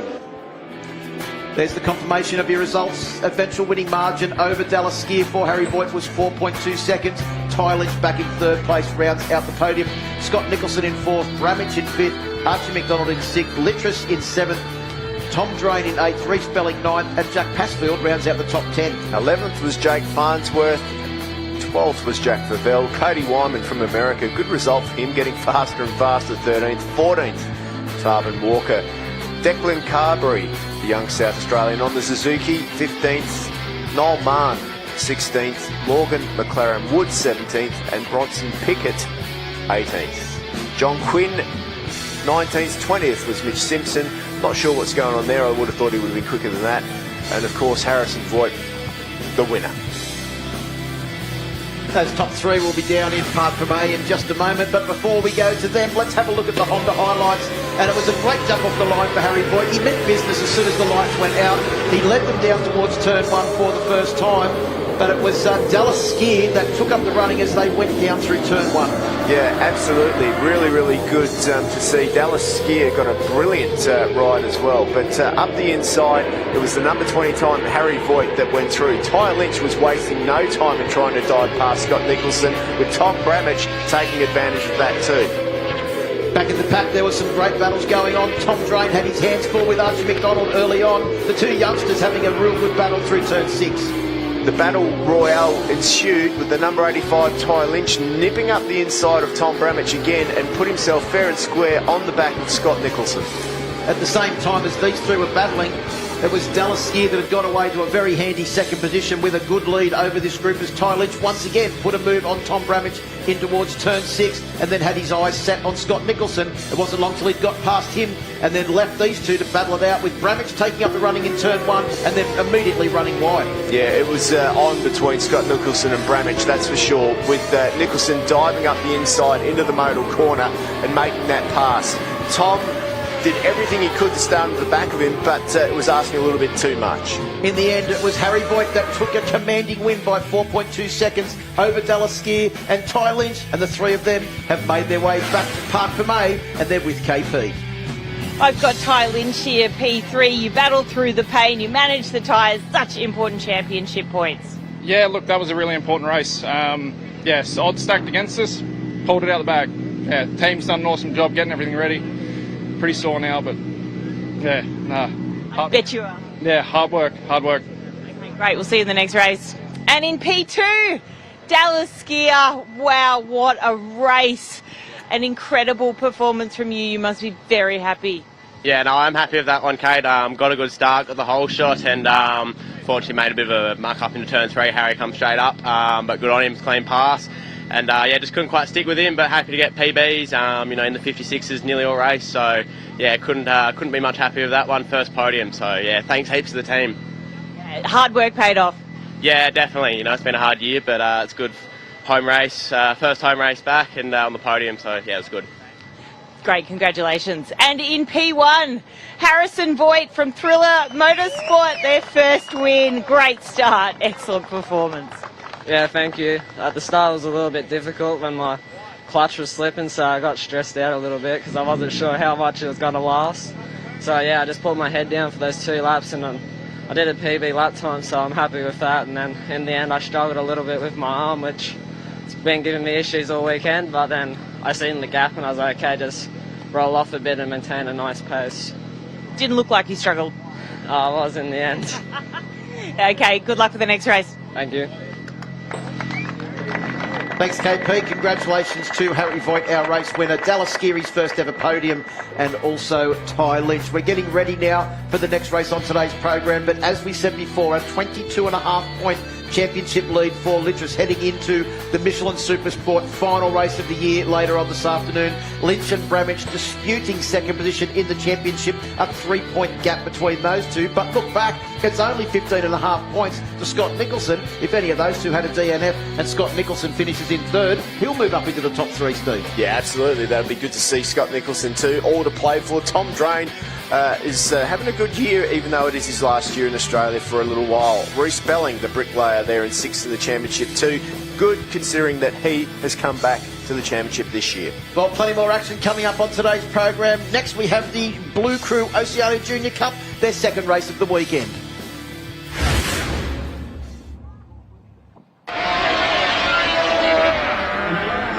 Now, in order to celebrate Yamaha's 60th year of competing in Grand Prix, Yamaha is pleased to announce the all-new YZF R7.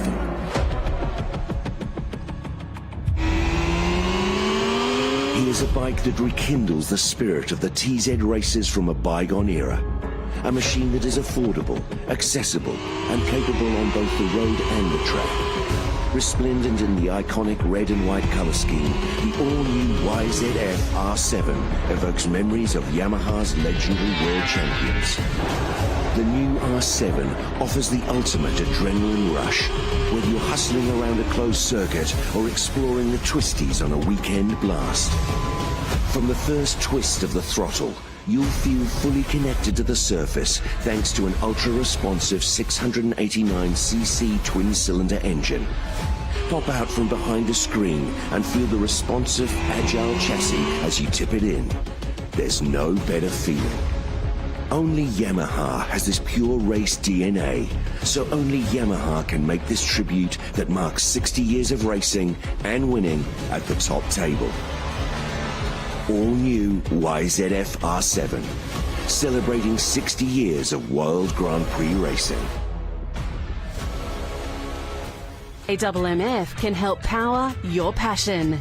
We offer flexible, tailored finance solutions to motorcycle and marine customers Australia-wide. Our motorcycle and marine specialists can help you finance your motorcycle, scooter, personal watercraft or boat package with quick and easy approvals, fixed rate terms, flexible finance options and competitive rates. Call AMMF on 1300 263 123 or visit the website today.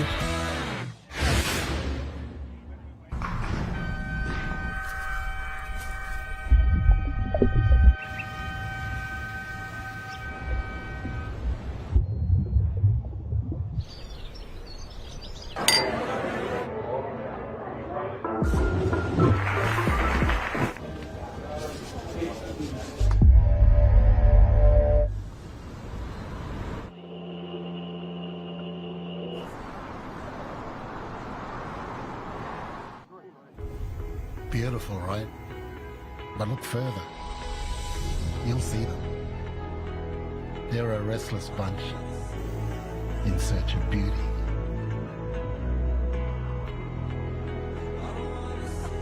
There's the unyielding conquerors that won't take no for an answer. Yep, that's this place. Perfect for those who want a little more.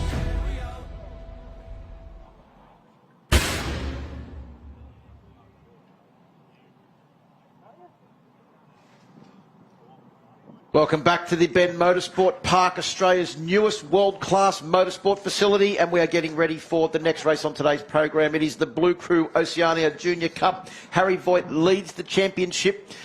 It's doubtful whether the race will be decided in this race, Steve Martin, but it is the first of 2 races on the program for today, and we've also seen a few wild cards thrown in, and this is a wild circuit. Take us for a quick lap with Troy Herfoss. Absolutely. Speeds up to nearly 300 kilometres an hour down the straight here, just past the Adelaide Bridge. Hit the brakes and into that Motul turn 1. You've got to watch out here because people dive up the inside, push you wide, hold your line, stay hard on line. Left through there, into the first U-turn on the circuit, Pirelli corner, and you need all the grip you can out of there. Smooth on the throttle as you head up the blind crest and towards the left-hander Ducati. Keeping that mid-corner speed up, you can hear both wheels sliding through there. Then it's a blind entry into 6th, Yamaha Financial Services corner. Once again, 3 or 4 different entries. There doesn't seem to be a right line through this one, but once again, a great overtaking opportunity there. Thread the eye of the needle through these next few corners, 7, 8, 9 and 10, always on that right-hand side of the tyre, getting that heat up, but it's the inside to the outside, to the inside, to the outside again, and then hard on the brakes and in a quick lift left kink, and then onto one of the only places that you get a rest, Dunlop corner, through there, back on the gas, have a bit of a shake, take a breath, and then the action starts again, braking uphill into Alpinestars corner. A blind exit there, a short little blast up to Suzuki. Be careful no one goes down the inside there, and that is where Jack Miller bit the dust with a little bit of help last year. On the left-hand side of the tyre, all the way down the hill, through Honda, and then it's the flick over to the right and towards Michelin. Flat out behind the tank we go. Watch out for people up the inside. Deceptively tight this turn 17. You want to set yourself up good out of here. Easy to make a mistake and lose your drive through that final curve. But if you get it right, you come out all the way to the Ripple Strip, tucked in down behind the screen, past the bend, over the start-finish line, ready to do another lap at this circuit. It's a majestic circuit and the equal of any in Australia. Well, what an exciting lap on board with Troy Herfoss there for the Honda Track preview. We look out over this very impressive facility. On to go racing for the Blue Crew Oceania Junior Cup. It is 74 Bodie Pays that has qualified on the front row of the grid, along with Hudson Thompson and Marcus Amod, John Pelgrave, Cameron Rende and Tieran Fleming in row 2. Ryan Larkin, who won the race yesterday on row 3, along with Valentino Nezovic, Hunter Corney in 9th, Ricky Henry, Alexander Cody and Levi Russo in row 4. Harry Watts championship leader, Sam Drain and Ella McCausland back on row 5, with James Weaver, William Hunt and Nixon Frost on row 6. Yeah, it's a bunch of guys. Row 7, Toby James, Abby Cameron, who's having a great weekend this weekend as well. Jed Fife and Elijah Andrew as well. Yeah, Jed Fife making his debut this weekend. And as we mentioned yesterday, for those that are just tuning in today, 3 generations of the Fife family racing here this weekend. Jed with the wild card, full-time next year in the championship. His dad, Matt, is racing in the Superbike Masters, along with his grandfather, the multiple Australian champion, Laurie Fife. So they'll be up in action a bit later on today. 3 generations of the Allison family here this weekend as well. Yeah, I mean... Glenn Allison, of course, racing in Superbike. His nephew in the Supersport 300 class, and his dad, George, down there in the pit spinning spanners on both of those machines.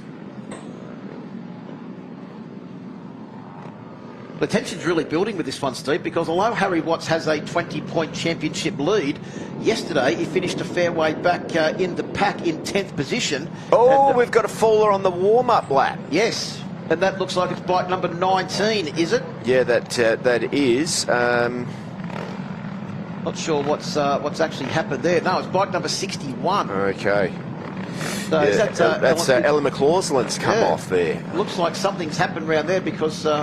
Ella McCausland is an extremely experienced campaigner. Yeah, you wouldn't expect that, would you? So, unfortunately for her, these guys are held up on the grid at the moment. She will not be taking part in this one. I can't see how they're going to get that bike back to the grid and fixed anytime soon, but she will get another race later today.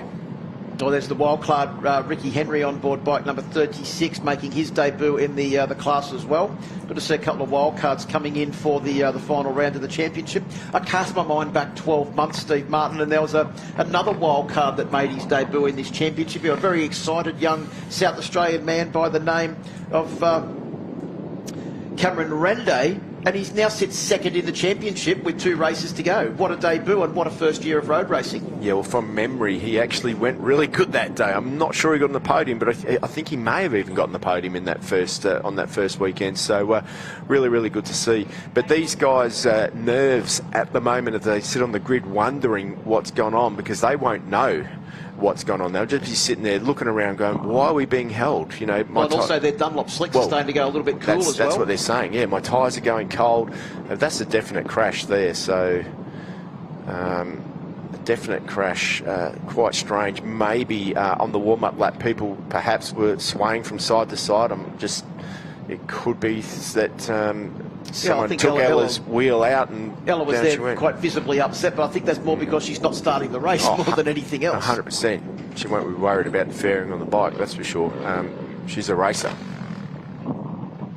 So very good results for her in the FIM Mini GP series, as well as the Blue Crew Oceania Junior Cup. Some of these guys are so small that they make these R15s look huge, don't they? Yes, they're like the Bodie biggest Page. ones. Look how small Bodie Page is on pole position there. He's tiny. Well, and also cast your eye back to Ricky Henry, also on board the 36 machine, the wildcard entrance from this weekend, and also Jed Fife racing on bike number 23, as does pretty much the entire Fife family. They all use number 23. I noticed that Matt this weekend, because his dad's in the same class, has had to adopt 231 as we get ready to go racing for the race start for Blue Crew Oceania Junior Cup.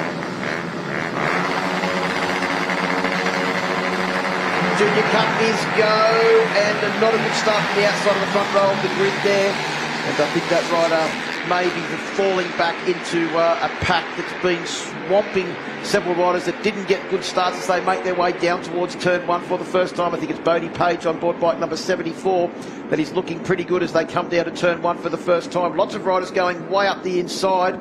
As Cameron Rende was in there as well. You can see the white helmet well placed as they went through turn 1 for the first time. He's back into third position. We've got one down, and that is couldn't see what it looked like. It could have been one of our front runners in the championship, as well as they make their way down towards turn 6 now. Another very hungry corner through Ducati. Just having a look back through the field, I think it's Ryan Larkin that's got a cracking start once again. Obviously on the third row of the grid, and he's up to second position already. If you think to the race we had yesterday, I mean, Ryan Larkin's been hot all weekend, hasn't he? And he's got history around this circuit too. He was very fast last year.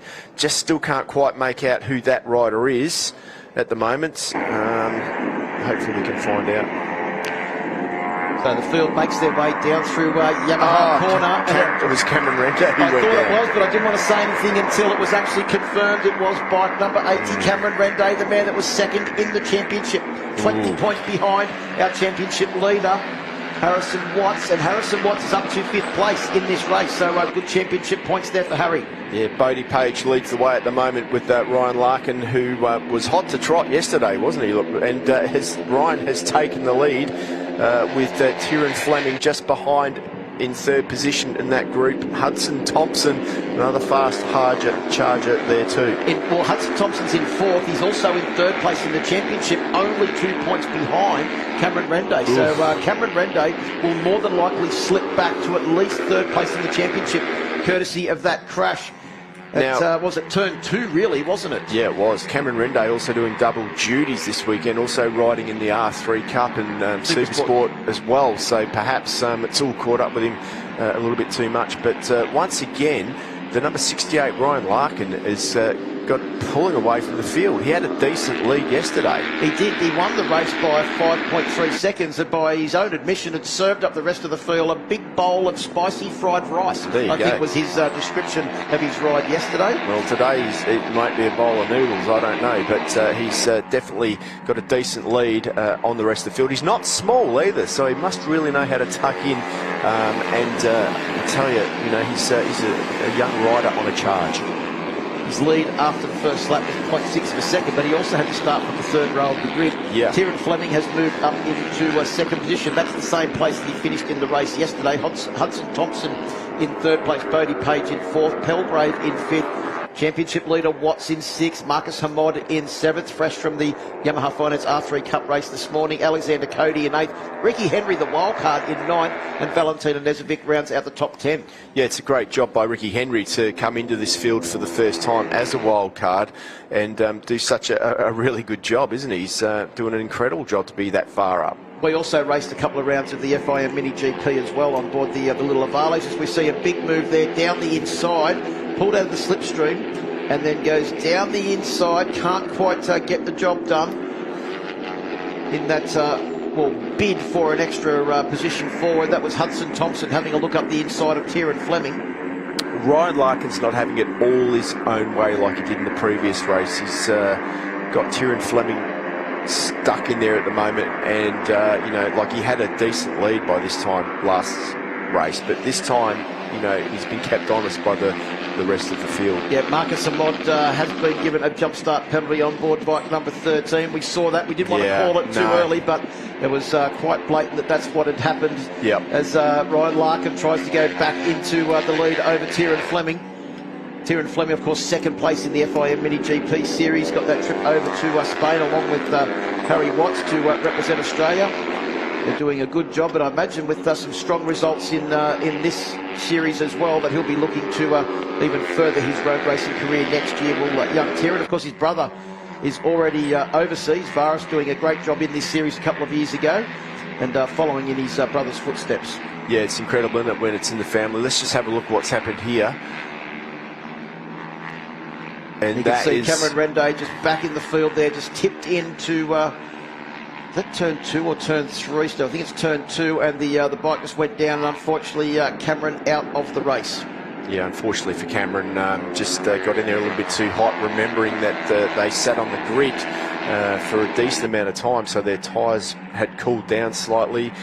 Slicks don't like to be cool.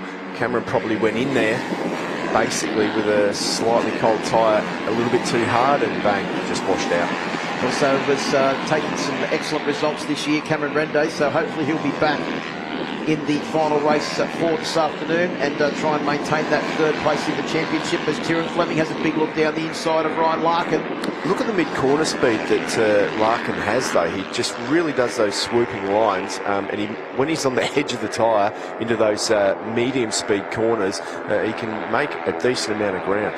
Well, the other thing about this series is it's all very tightly controlled, Steve, isn't it? Because the bike is taken away and maintained by the crew for the Blue Crew Oceania Junior Cup at every round, so there's no opportunity for any cheating or anything like that. The heavier riders get a little bit of an advantage where they don't have to have the full tank of petrol. The extremely light riders carry the full tank of petrol. They've all got the same Recondi leathers. They've all got shark helmets. They've all got the same boots. They all use the same Dunlop slicks as well, as we can see Cameron Renday's stricken motorcycle sitting on the outside of the circuit there. That looked like turn 6, was it? Or was it another rider that's gone down? Possibly. Yes, it was turn 6, so they're starting to run round through the back of the circuit now through 7, 8 and 9. Who is that? Oh, it's another rider with the plain white helmet. Can't quite see who that is. That's not Larkin, is it? Ryan Larkin's gone down. He has. Ryan Larkin is slipping down through the timesheet, so our race leader on board bike number 68 is that victim at turn 6. It's caught another one out. There's been John Pelgrave's told Harrison Watts about 35 times now, stay behind me and I'll drag you to the front. Obviously, Harry is not quite good at taking hand signals. He's not literate in hand signals. Well, he's saying, why would I follow you when I'm faster than you?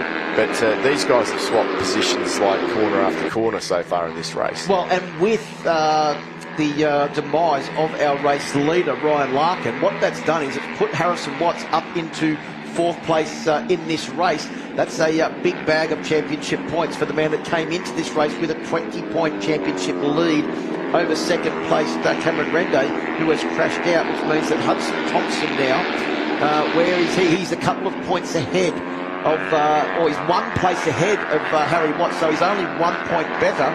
Depending on what happens in this race, we could very well see Harrison Watts crowned champion in this race, Steve, which was at the beginning of the race we thought was unheard of. No, there's always something that can happen in this class, that's for sure, and it's serving up the usual excitement that we're used to seeing. Blue Crew have done a sensational job to bring us this Oceania Junior Cup, and it is a true Oceania Junior Cup because we also have Nixon Frost from New Zealand on board bike number 99, back in 16th place as well. Of course, his dad Sloan is also racing in the Alpinestars Superbike category this weekend. I've lost count of the amount of fathers and sons and brothers that are racing in this program here this weekend. No, there's too many, but this would be the provisional points. Harrison Voight's 304, Hudson Thompson 283, 267 for Cameron Rende. He won't add to his total after his ride off into the grass. Right, neither will Ryan Larkin in fourth. That's correct. Tyrrell Fleming, 245, will be moving up. So by my rudimentary calculations, Steve, that is a 21-point championship lead for Harry Watts if they stay in the same place. Harry Watts has actually slipped back to 5th place now,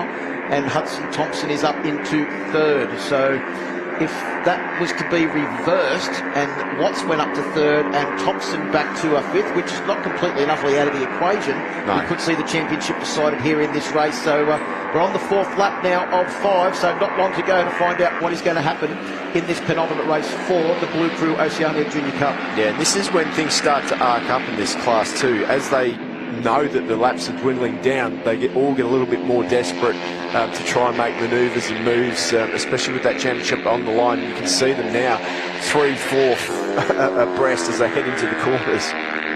Well, so they know that 5 into 1 doesn't go, and well, they're all lucky to make it through that corner there at Alpinestars and make their way up towards Suzuki now without coming into contact with each other. But the real interest is on the bikes with 1s and 4s in their numbers. 41 Hudson Thompson and 14 Harrison Watts. And it's all changed because exactly what I predicted has now happened. We've got Harrison Watts up into 3rd place and Hudson Thompson back to 5th. This could be very, very interesting for the championship as they come round to get the last lap board. Marcus Hamod on board bike number 13 is a real stickler in there as well because he's the rider in between. We've actually got another rider in there now as well. I think it might be Alexander Cody on board bike number 37 is well and truly in this mix as well, as Thompson tries to come up the inside of Marcus Hamod as they go through the Ride Your Motorcycle to Work Week corner and then snake their way down the My Bike Motorcycle Insurance start finish straight. Yeah, slipstreaming they go. It won't be like this as they head into turn 1 for sure, but we look at Tyrrell Fleming. He's got a decent lead. Bodie Page in 2nd, but then anything can happen between that bunch in 2nd place. Look at them spread out as they head into the Motul corner for the final time. Together on track, 14 and 41. Well, Sam Drain on the brakes. He's supposed to be a flat track. I didn't think they used brakes in flat track, but he's outbraked them all and moved up into a 2nd place in this group as they start this final lap. Steve Martin, for a moment there as they came out onto the My Bike Motorcycle Insurance start finish straight, I thought I was at a Greek wedding with a massive conga line snaking its way through. John Pelgrave leads the group, but Sam Drain goes past now. He doesn't like 2nd place, well 3rd place really, remembering that this is for the podium and there's a faller. That's bike number 89, it looks like going down. Yeah, I think can't quite see who that was, although the bike was upside down, so not sure what is going on. I think it's Nixon Frost. I think it was 99 perhaps. 99 Nixon Frost going down, unfortunately for Nixon. Yep, it is. He's falling back down the timesheets. Jed Fife now coming up into 18th position. And a pretty good debut for the 2 wildcards in Ricky Henry and also Jed Fife. Meanwhile, Hudson Thompson is doing his best to try and get through. He's in front now of Harrison Watts. And John Pelgrave has moved back down to 8th position. And Harry Watts, who was up into 3rd place only a lap ago at this point of the circuit, is now back down to 9th position. So the championship is all going to change once again. And it is Hudson Thompson that is vying for 3rd position. So that gap is going to close right down as Russo comes up the inside on board 72 as they go through Alpinestars for the final time. Even at this point of the race, every single one of those riders is vying for that point. You can just see there, round the outside he goes. They're all a little bit wide there. No one tries that sneaky inside line, but it is Hudson Thompson up there in that 3rd place at the moment. Tyrrell Fleming with a good lead. Look at him changing down through the gearbox there. Yeah, he's got the left leg flapping as he changes down through the gearbox. In 2nd place, it's Bodie Page.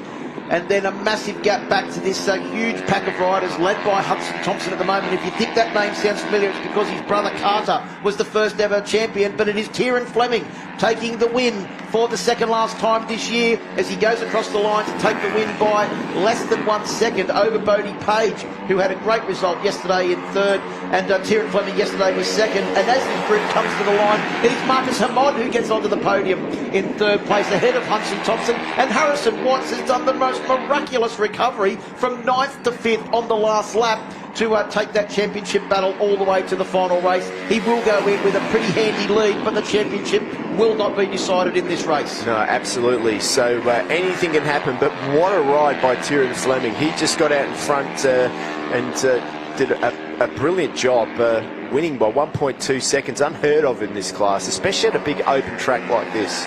Well, congratulations to Tyrrell Fleming on board bike number 34. A great result for him, and also Bodie Page on 74. The two of them put on a real show out the front. It was Ryan Larkin that led early on, but unfortunately crashed out, and Marcus Hamod will round out the podium. And yesterday, those riders finished in 2nd, 3rd and 4th in the race. Now with Ryan Larkin out, they all move up 1 position, and they will all be on the podium together. Massive crowd building here. Big days racing ahead. Still pretty early in the morning. There's some important races to come.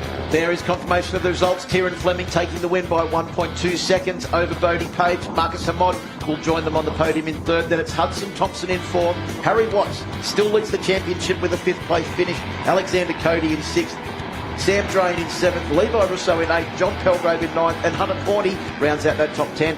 Valentino Nezovic in 11th. Ricky Henry, the young South Australian, 12th. That's a good result for him. James Weber in 13th. Toby James, 14th. William Hunt in 15th position. 16th is Elijah Andrew. Abby Cameron, who didn't finish, and Jed Fight getting that point. But we're just going to have to keep an eye out, because if you remember that Marcus Hamod did have that jump start, so there'll be a penalty applied to him of 10 seconds, and I reckon that might mean that Hudson Thompson will take that podium. He will. Hudson Thompson will take the podium, but more importantly, Marcus Hamod goes back to 11th position. You can see the jump start there on the outside of the grid as we have a look at the Honda highlights, and down into turn 1 for the first time. It was Bodie Page on bike number 74 that led them through turn 1.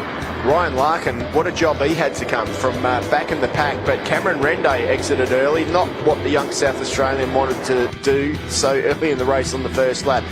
But it was the number 34, Tyrrell Fleming, making his way forward. But then Ryan Larkin said, well, you follow me if you can, because I'm going to do what I did yesterday and clear off. And clear off, the both of them did.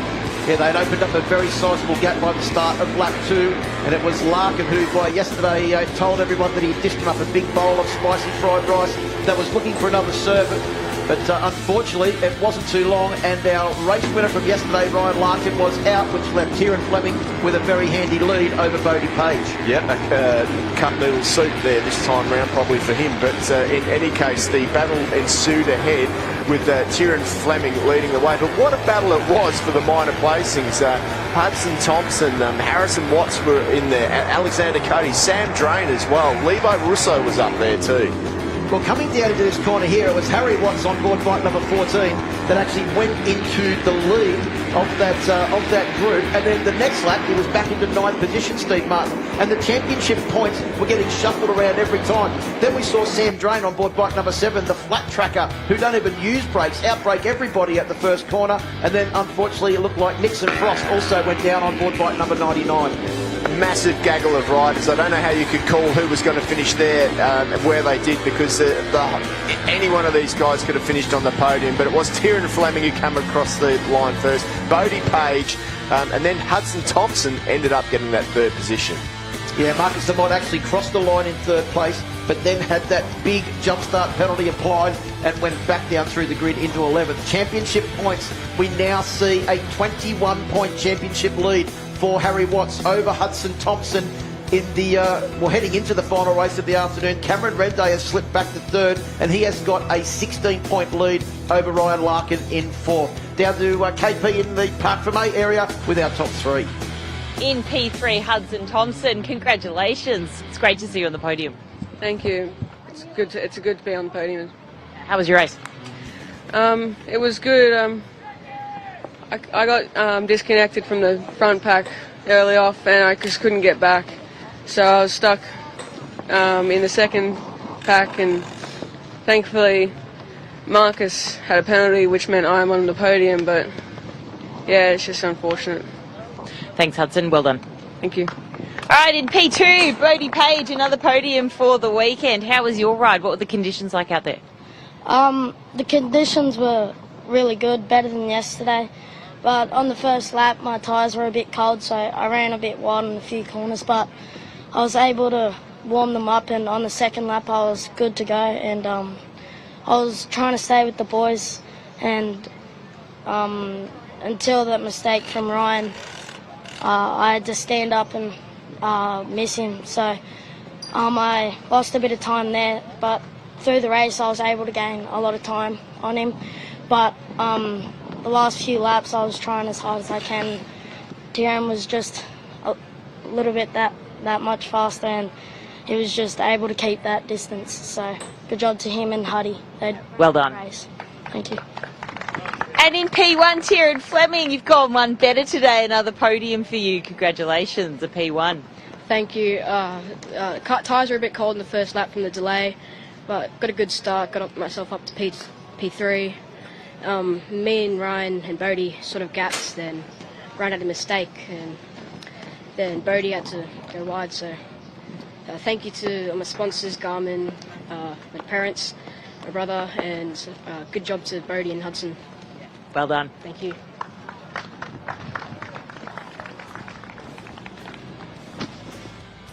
Congratulations to Tyrrell Fleming on the race win, his first of the weekend. Brodie Page and Hudson Thompson also joining him on the podium. We're getting ready for the Alpinestars Superbike first race of the weekend. There is Jack Miller. He'll be in action up next.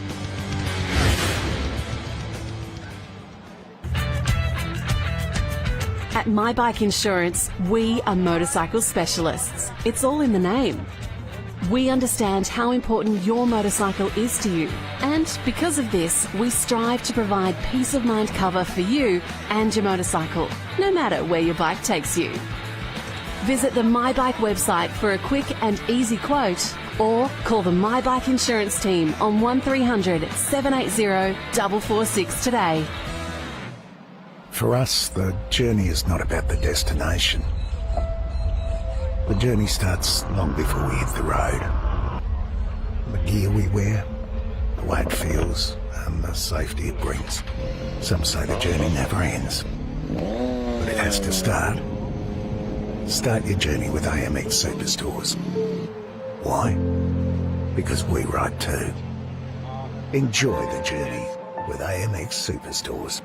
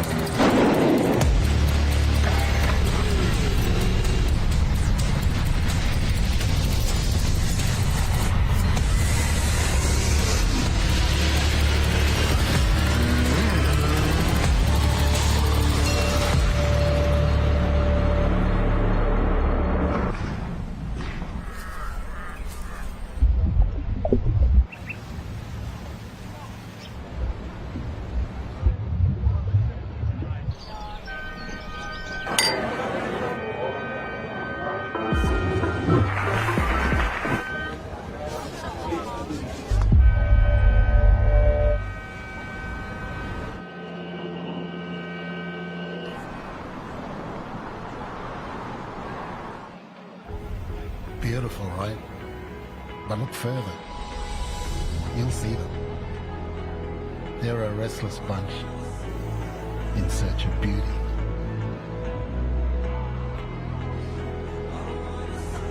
There's the unyielding conquerors that won't take no for an answer. Yep, that's this place. Perfect for those who want a little more.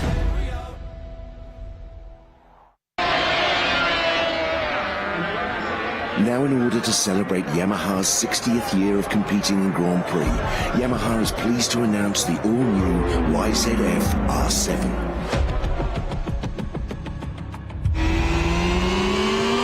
Here's a bike that rekindles the spirit of the TZ races from a bygone era.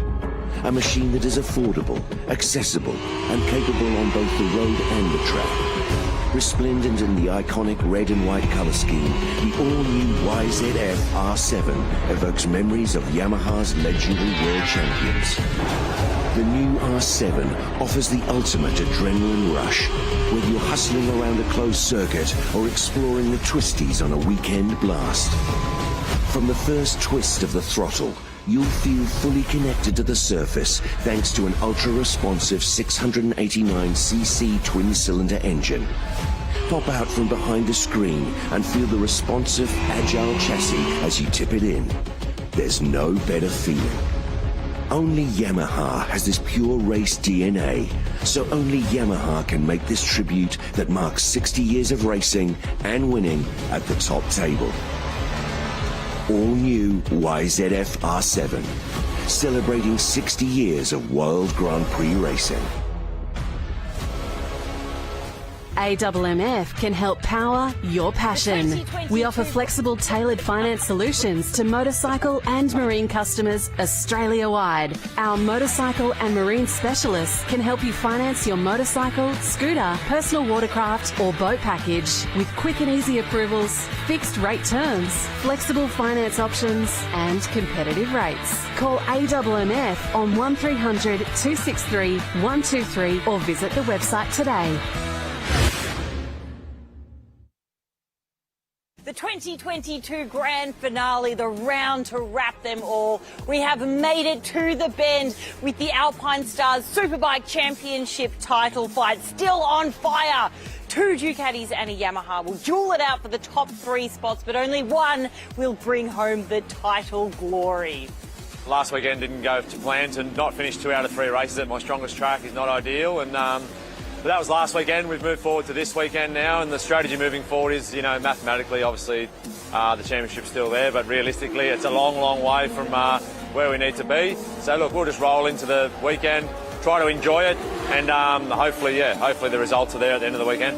So, as always, I talk strategy with Scott Bishop, who's Yamaha's motorsport manager, and we work out, you know, what our plan is going to be for the weekend. So coming in this weekend, we're going to stick to the plan as it always has been every round, and that is to go for our best possible result, which is pole position and 2 race wins. That's certainly achievable here this weekend. So that's my focus, that's my goal. That's what we're here for, is to go race and a win. I think that I can take it to Mike this weekend.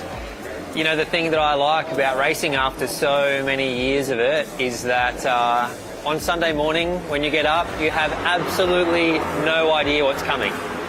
You really have no idea how your day's going to pan out, and I think that that'll again be the situation this weekend. You know, there's like, if I am going to win the Australian Championship, I need a hell of a lot of things to go my way, and for the fact that there's so many other riders here to compete at this last round is exactly what I need to give myself any chance at it.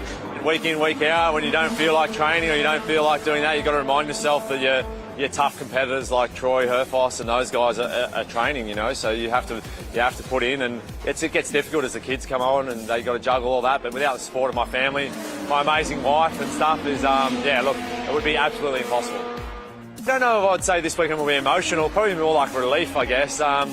Look, it's been a long, long time. I got my first factory superbike ride in 2001 when I was 17. I signed my first contract. So to hang in there as long as I have, be top 3 in the championship. I've won races every year since 2007 is, I think I've, way exceeded my expectation of a little boy growing up watching, people race around on motorbikes. We can anticipate hard-fought, aggressive racing, I think. And the guys are going to be fast. There's some really experienced big names here. I don't need to go into detail about who. and they're going to want a big result. The best frame of mind to be in is when I'm able to win the race. That's the focus. That's the level of focus I need to have. So to be anywhere else is sort of risky. Really, for me, I need to make sure that I'm concentrating, make sure that I'm 100% focused and in the zone, and that will give us the best result possible. And ultimately, that's what will win us the championship. It's what's gotten us to this point now, and that will get the job done. I guess there's no feeling like winning, but I get thrills out of helping others. I'm a big believer in giving back, and you know, we've got a plan so I can remain. You know, I obviously have a wealth of knowledge that I've built up over the years, so to maintain, to let that never come to a racetrack again and not help, or you know, that's I want to give back. And I've got some dear friends in the paddock, and obviously the guys at Boost Mobile with K-Tech. You know, we want to remain here. We've got a tight little group, and yeah, give someone else an opportunity that I've had.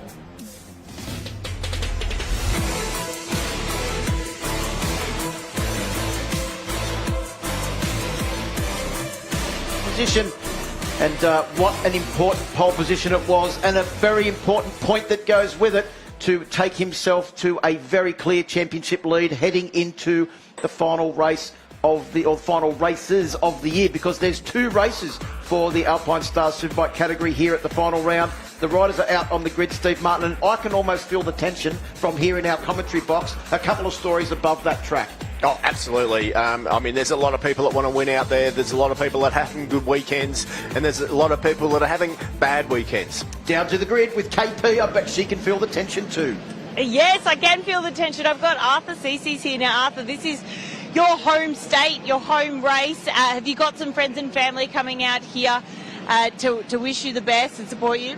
Yeah, a few friends and family have come over, and hopefully I can put on a good show for them. So. Yes, well, good grid position, qualifying's been strong. How is the R1 feeling out there in these conditions? And you've been so close to a podium all year long. Can you do it today? Oh, I'll give it a crack, but yeah, the bike's feeling really good since Friday. We haven't done too many changes, and I just got to ride the wheels off it, I guess. So. All right, good strategy. Thank you. Thanks, good luck. Okay, we're going to head over to Josh Waters on the Boost Mobile with K-Tech Suspension Ducati. Now, Josh, what's going on with the fuel? It looks like everybody's pretty concerned about fuel. Yeah, it's a long lap around here, and the bike's pretty thirsty, so yeah, we should be right. Yeah. Just being safe. Yeah, so you didn't go out and do the sighting lap? Nah. So I reckon we could have done it, but just to be safe. Yeah, because I was watching bikes being pushed onto the grid because everybody's being conservative. Yeah, so that's our thing. Yeah, so now you've set a pretty high standard for yourself with a pole of recent. Now we see you back in P6 on the grid. What went down in qualifying for you? The time was actually quite good, and you've seen how close it was. A few of the other guys had different strategies with 2 tyres and stuff like that. A tyre is a big advantage at this circuit, but yeah. Give it a go. I was happy with the improvement that I made from Friday to Saturday. Yeah. Okay, great. Good luck out there. Thank you. Boys, back to you. Yeah, thanks very much, KP. A couple of interested spectators down there walking around. See Troy Corson down there, Steve Martin out on the grid, still in his leathers. Yeah, the Superbike Masters this morning. Saw that. One of the riders better be careful out there because he'll jump on a bike if he can. So I guess he was just asking Troy Herfoss. But I tell you what, Troy Herfoss has been going that good this weekend that he would have said, absolutely not. I'm going to have a good red hot crack myself. So. Yeah, keep an eye on Troy, starting from the 3rd row of the grid, but that doesn't really showcase the lap-by-lap speed that he's had throughout the course of the weekend. He's been up there. Qualifying was super tight as well. Yeah, and also Troy Herfoss was the fastest man in the first session on Friday, and also Arthur Cece's, who we always know gets a fantastic start, starting from the 2nd row of the grid, was the fastest rider in morning warm-up this morning, just ahead of Wayne Maxwell. Yeah, it's all to play for in this race. You know, Mike Jones has got an almost unassailable lead in the championship now, but we've heard how he's going to play it. He's going to absolutely go for the win. And sometimes that's exactly what you need to do. But there are a lot of other hungry people out there that are coming back to play as well. Back down to KP. I've got Glenn Allerton here. Now, suspension Devis from Batubo in Italy, your suspension tech is here. How has he been assisting you this weekend? Yeah, it's been a big help having him here. Just another eyes to look over the data and give his advice on how to set up the bike. And we also have Robin Dunza, and he's works in the World Superbike paddock too. So with the two of them, look at the data and just optimising the setup of the bike. We're having a great weekend. Yeah, now you've made quite a few changes actually to the bike, including the ride height to help with rotating. How do you think they've gone? Have you committed to all of those changes? Yeah, it definitely worked. Every session we've gone faster and faster, so we're looking good for the race here. Yeah, okay, well you did very well here last year, so we wish you the best of luck. Thanks guys. Okay, shall we head over to Troy Herfoss just really quickly before we get booted off the grid. He is getting pretty ready.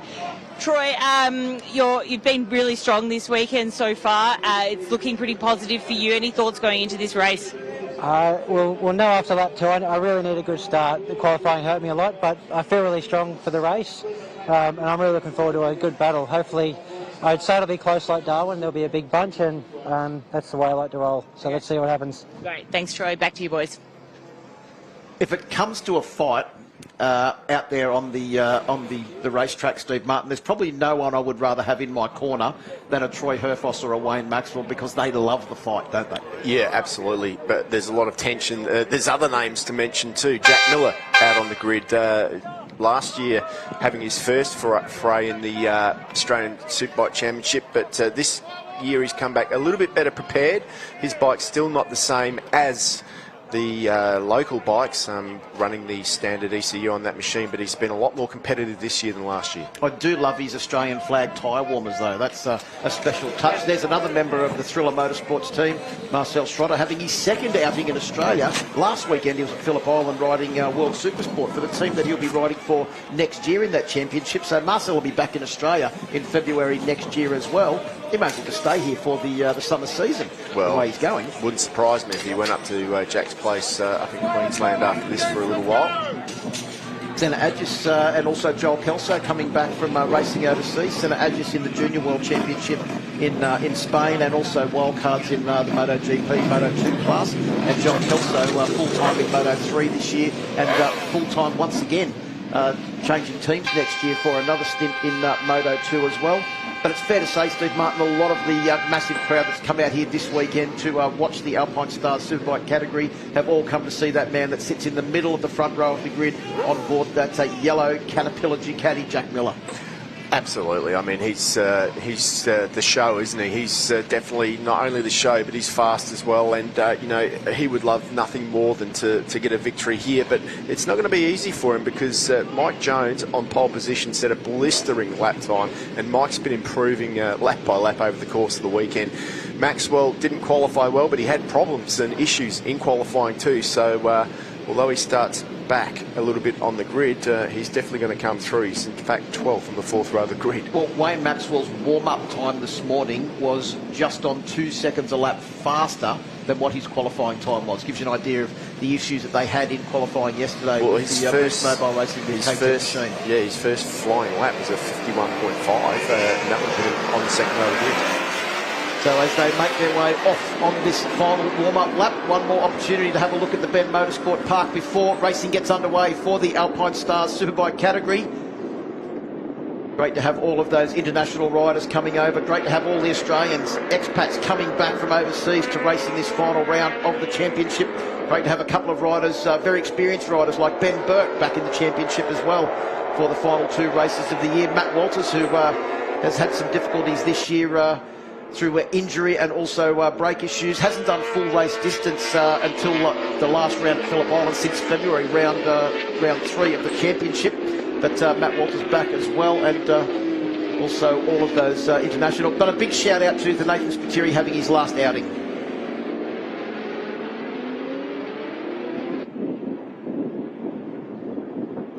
There is your grid for the first of our Alpinestars Superbike races for today. Mike Jones, a very important championship point to extend his lead out to 39 points in the championship. Jack Miller and Crew Halliday join him on the front row of the grid, with Glenn Allerton, Arthur Cecies and Josh Waters on row 2. Row 3 is Stana Agis, Troy Herfoss and Billy McConnell doing a great job there on his 727 Moto Yamaha. Daniel Falzon in 10th, 11th is Jed Metcher, and Wayne Maxwell uncharacteristically in 12th. Yeah, uncharacteristically as well, Brian Starring back on row 5, along with Marcel Schrötter and Joel Kelso. Brock Pearson, Maxi Stover, the rookie in the championship, doing a sensational job along with Brock Pearson, and Ant West on row 6. Ant West has been fast all weekend too. Keep your eye on him. Ben Burke, Bo Beaton and Matt Walters back on row 7 of the championship. Travis Wyman all the way from the Moto American Championship on board at Yamaha. Brendan McIntyre on board of Suzuki, and Michael Kemp back there, the local man, on board bike number 64. Paris Hardwick, Nathan Spiteri, Sloane Frost and Chandler Cooper round out the 28 bike field. Massive field of bikes here. Good to see, Phil. And Nathan Spiteri having his last outing in ASBK after 10 years and 50-odd race starts as well. So thank you very much for your services, Nathan Spiteri, and good to see he'll be running a team next year. But also, remember, it is the final weekend for Wayne Maxwell as an Australian Superbike Championship regular rider. He retires at the end of this weekend. The winds certainly come up. That's not going to make it easy for these riders either. They're going to have to calculate that in their lines, change their lines. It's going to be a tricky race. So remember, the championship situation is a 39-point lead for that man there, Mike Jones, on board the Yamaha racing team YZF R1M. His teammate Crew Halliday, hungry for his first victory, starts from the other side of the grid with Jack Miller, the MotoGP star, in between. Ready for a start, Alpinestars Superbike.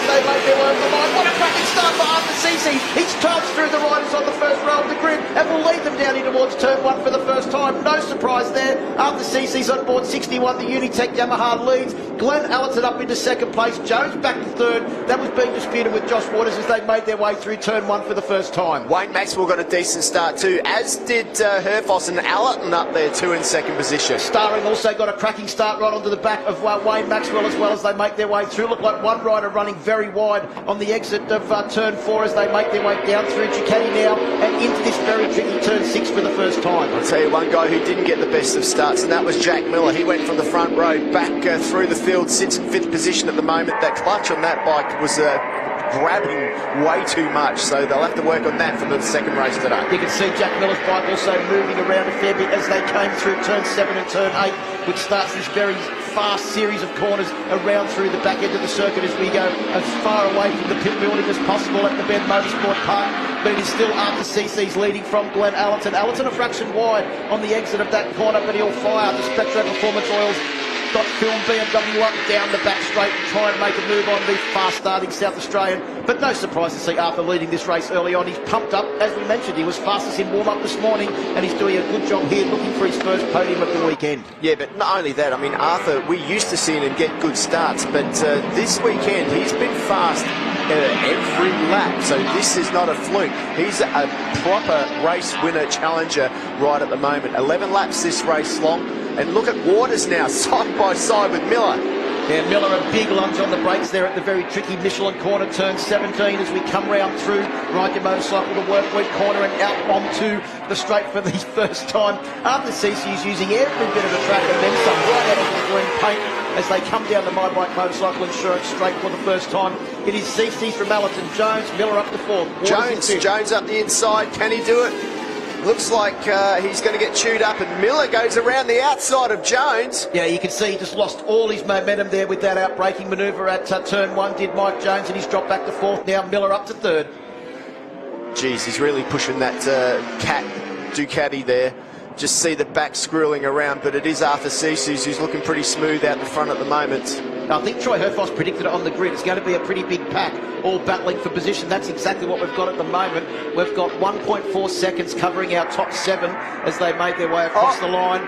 Is that red flag? We've got 2 riders down. That's a BMW that rider. Looks like Billy McConnell and Brian Starring. Brian Starring being taken out there. It looks like Billy McConnell consoling him down there. And is that turn 6, Steve Martin? No, it's turn 1, Motul corner. Yeah, I thought it was a BMW rider. There's some sticker on the side that looked like that, but definitely not talking too much there. Let's just wait and see what's happened in that one. But that is a massive blow for Brian Starring. That is the Motul corner, turn 1 there. Both bikes down in the gravel trap there. Looks like they've come together. Starring is having a horrid weekend. Well, unfortunately, when you don't get good qualifying and you get caught back in the pack, they were battling for 8th and 9th position as they came across the start-finish line, and it looks like as they've gone down into turn 1, something's come that's come together, and both riders are off the track. Brian's walked away from the situation as the riders will come around and make up their take up their positions on the grid. Hopefully, we might be able to get a replay of that incident. And well, I don't know what happened there, Steve Martin, but it looked like Billy McConnell. Well, I know what happened. 2 guys aren't going to be in this restart. That's what's happened. So whatever the case, we'll be finding out later on. Well, another thing is the massive championship impact once again, because despite what happens in this race, if Wayne Maxwell can score 11 points or more, he will be back up into 2nd place in the championship. Yeah, and you know what Wayne Maxwell's like. He would love, if he can't win, finishing 2nd would be fantastic. Well, plenty more action come up as the riders come back to the grid. We will have a short break here from the Bend Motorsport Park, back with the rest of Alpinestars Superbike Race 1.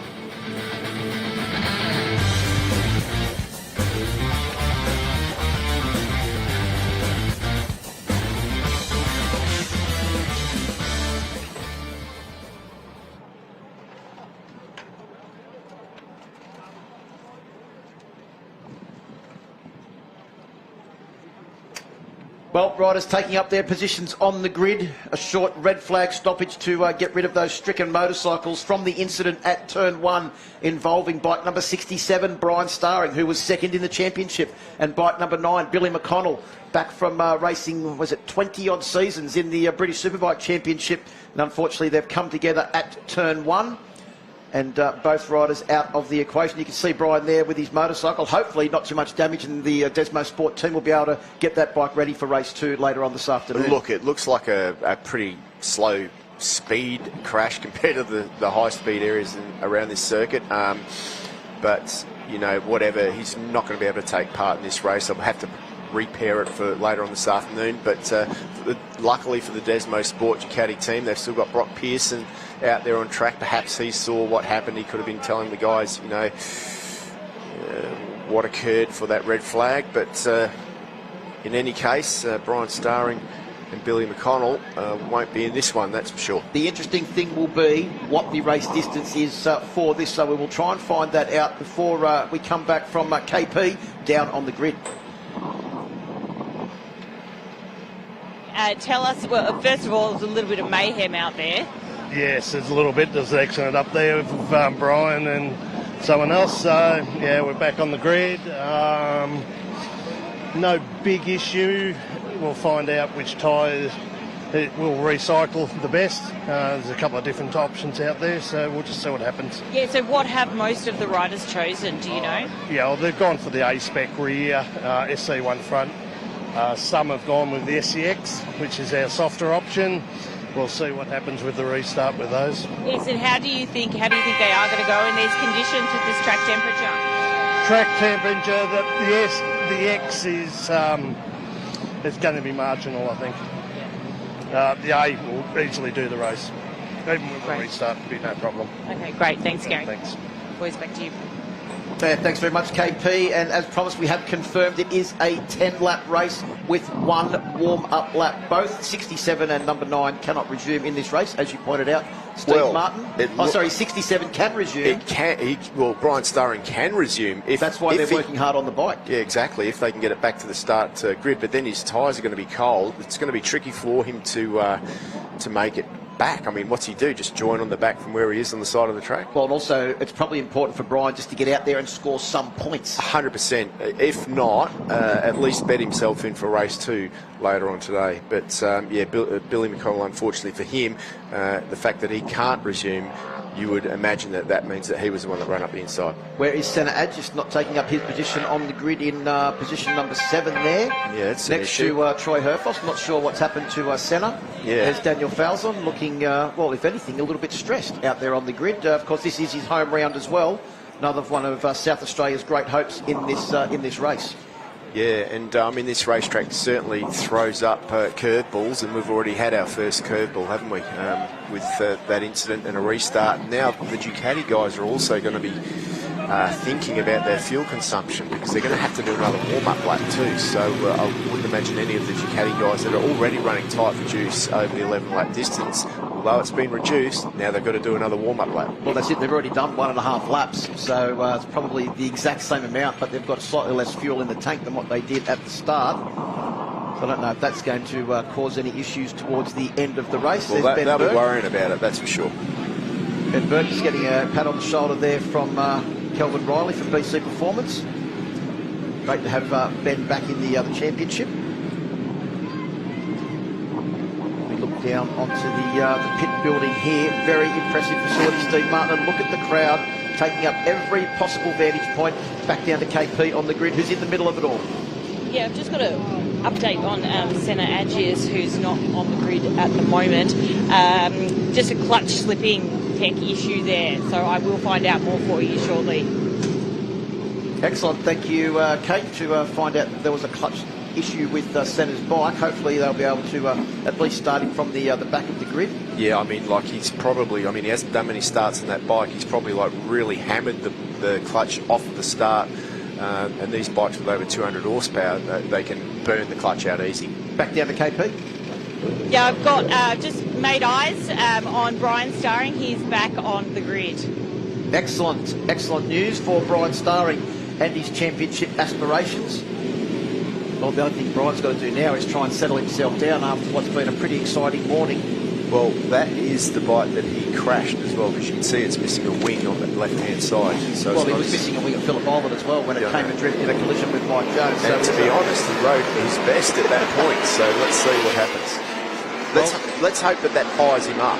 A wingless Brian Starring will make his way down to turn 1 on this warm-up lap. Final opportunity before we go racing again for Alpinestars Superbike race number 1.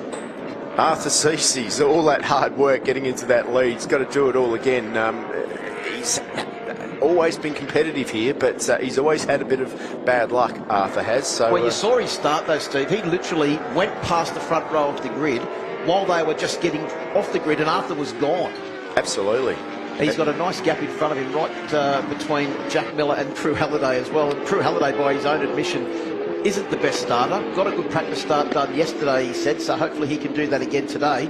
He did get a reasonable start in that race because he was there in that lead group, so we'll keep our eye on the fortunes of both of those Yamahas. CC's on 61 and Halliday on 65. Yeah, I mean, Halliday, he wasn't right up there, though, because we didn't really mention him in that race. Mike Jones got a good start, but I think Halliday more or less worked his way backwards slightly from where he was. Just we know that as the race goes on, he can work his way forwards, but this is another good opportunity for him to get the start that's going to help him in the race. Allen, what a great job he did. He did. He was sitting up in second place in that first race. And doing a good job to hang on to the fast starting Arthur Cece's. Jones got a good start as well and was right up there and battling with Jack Miller for third and fourth position. Nobody likes these situations, especially if you've already done the hard work and got yourself into a good position. Like Jack Miller, the start was bad, but he worked his way up into a good position. Now he's got to go. Now he's thinking, God, I might have to do that all again.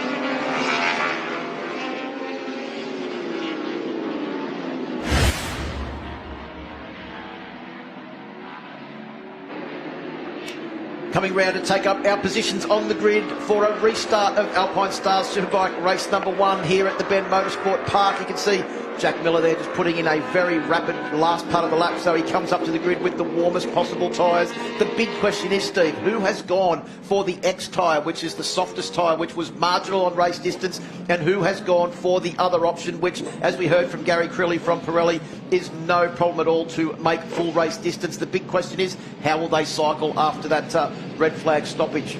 Riders coming up to take up their positions now on the grid. Front row of the grid, championship leader Mike Jones, Jack Miller and Crew Halliday. Remember, Jones took a championship point and now moves 39 points clear of Brian Starring, who can resume after that red flag stoppage involving himself and Billy McConnell down at turn 1. Red flag leaves the front of the grid. We're ready to go racing for Alpinestars Superbike. Race restart. Cece's is getting away Late starters, Superbikes are going. Look at him charging through the field once again, Steve Martin. And he will lead them as they come down towards turn 1. Keep your eye also on Drew Halliday. Josh Waters up the inside as well. Herfoss getting a cracking start, and Allerton will slot into second place as they go through turn 1 for the first time. And Maxwell, not such a good start. He's got a lot of work to do.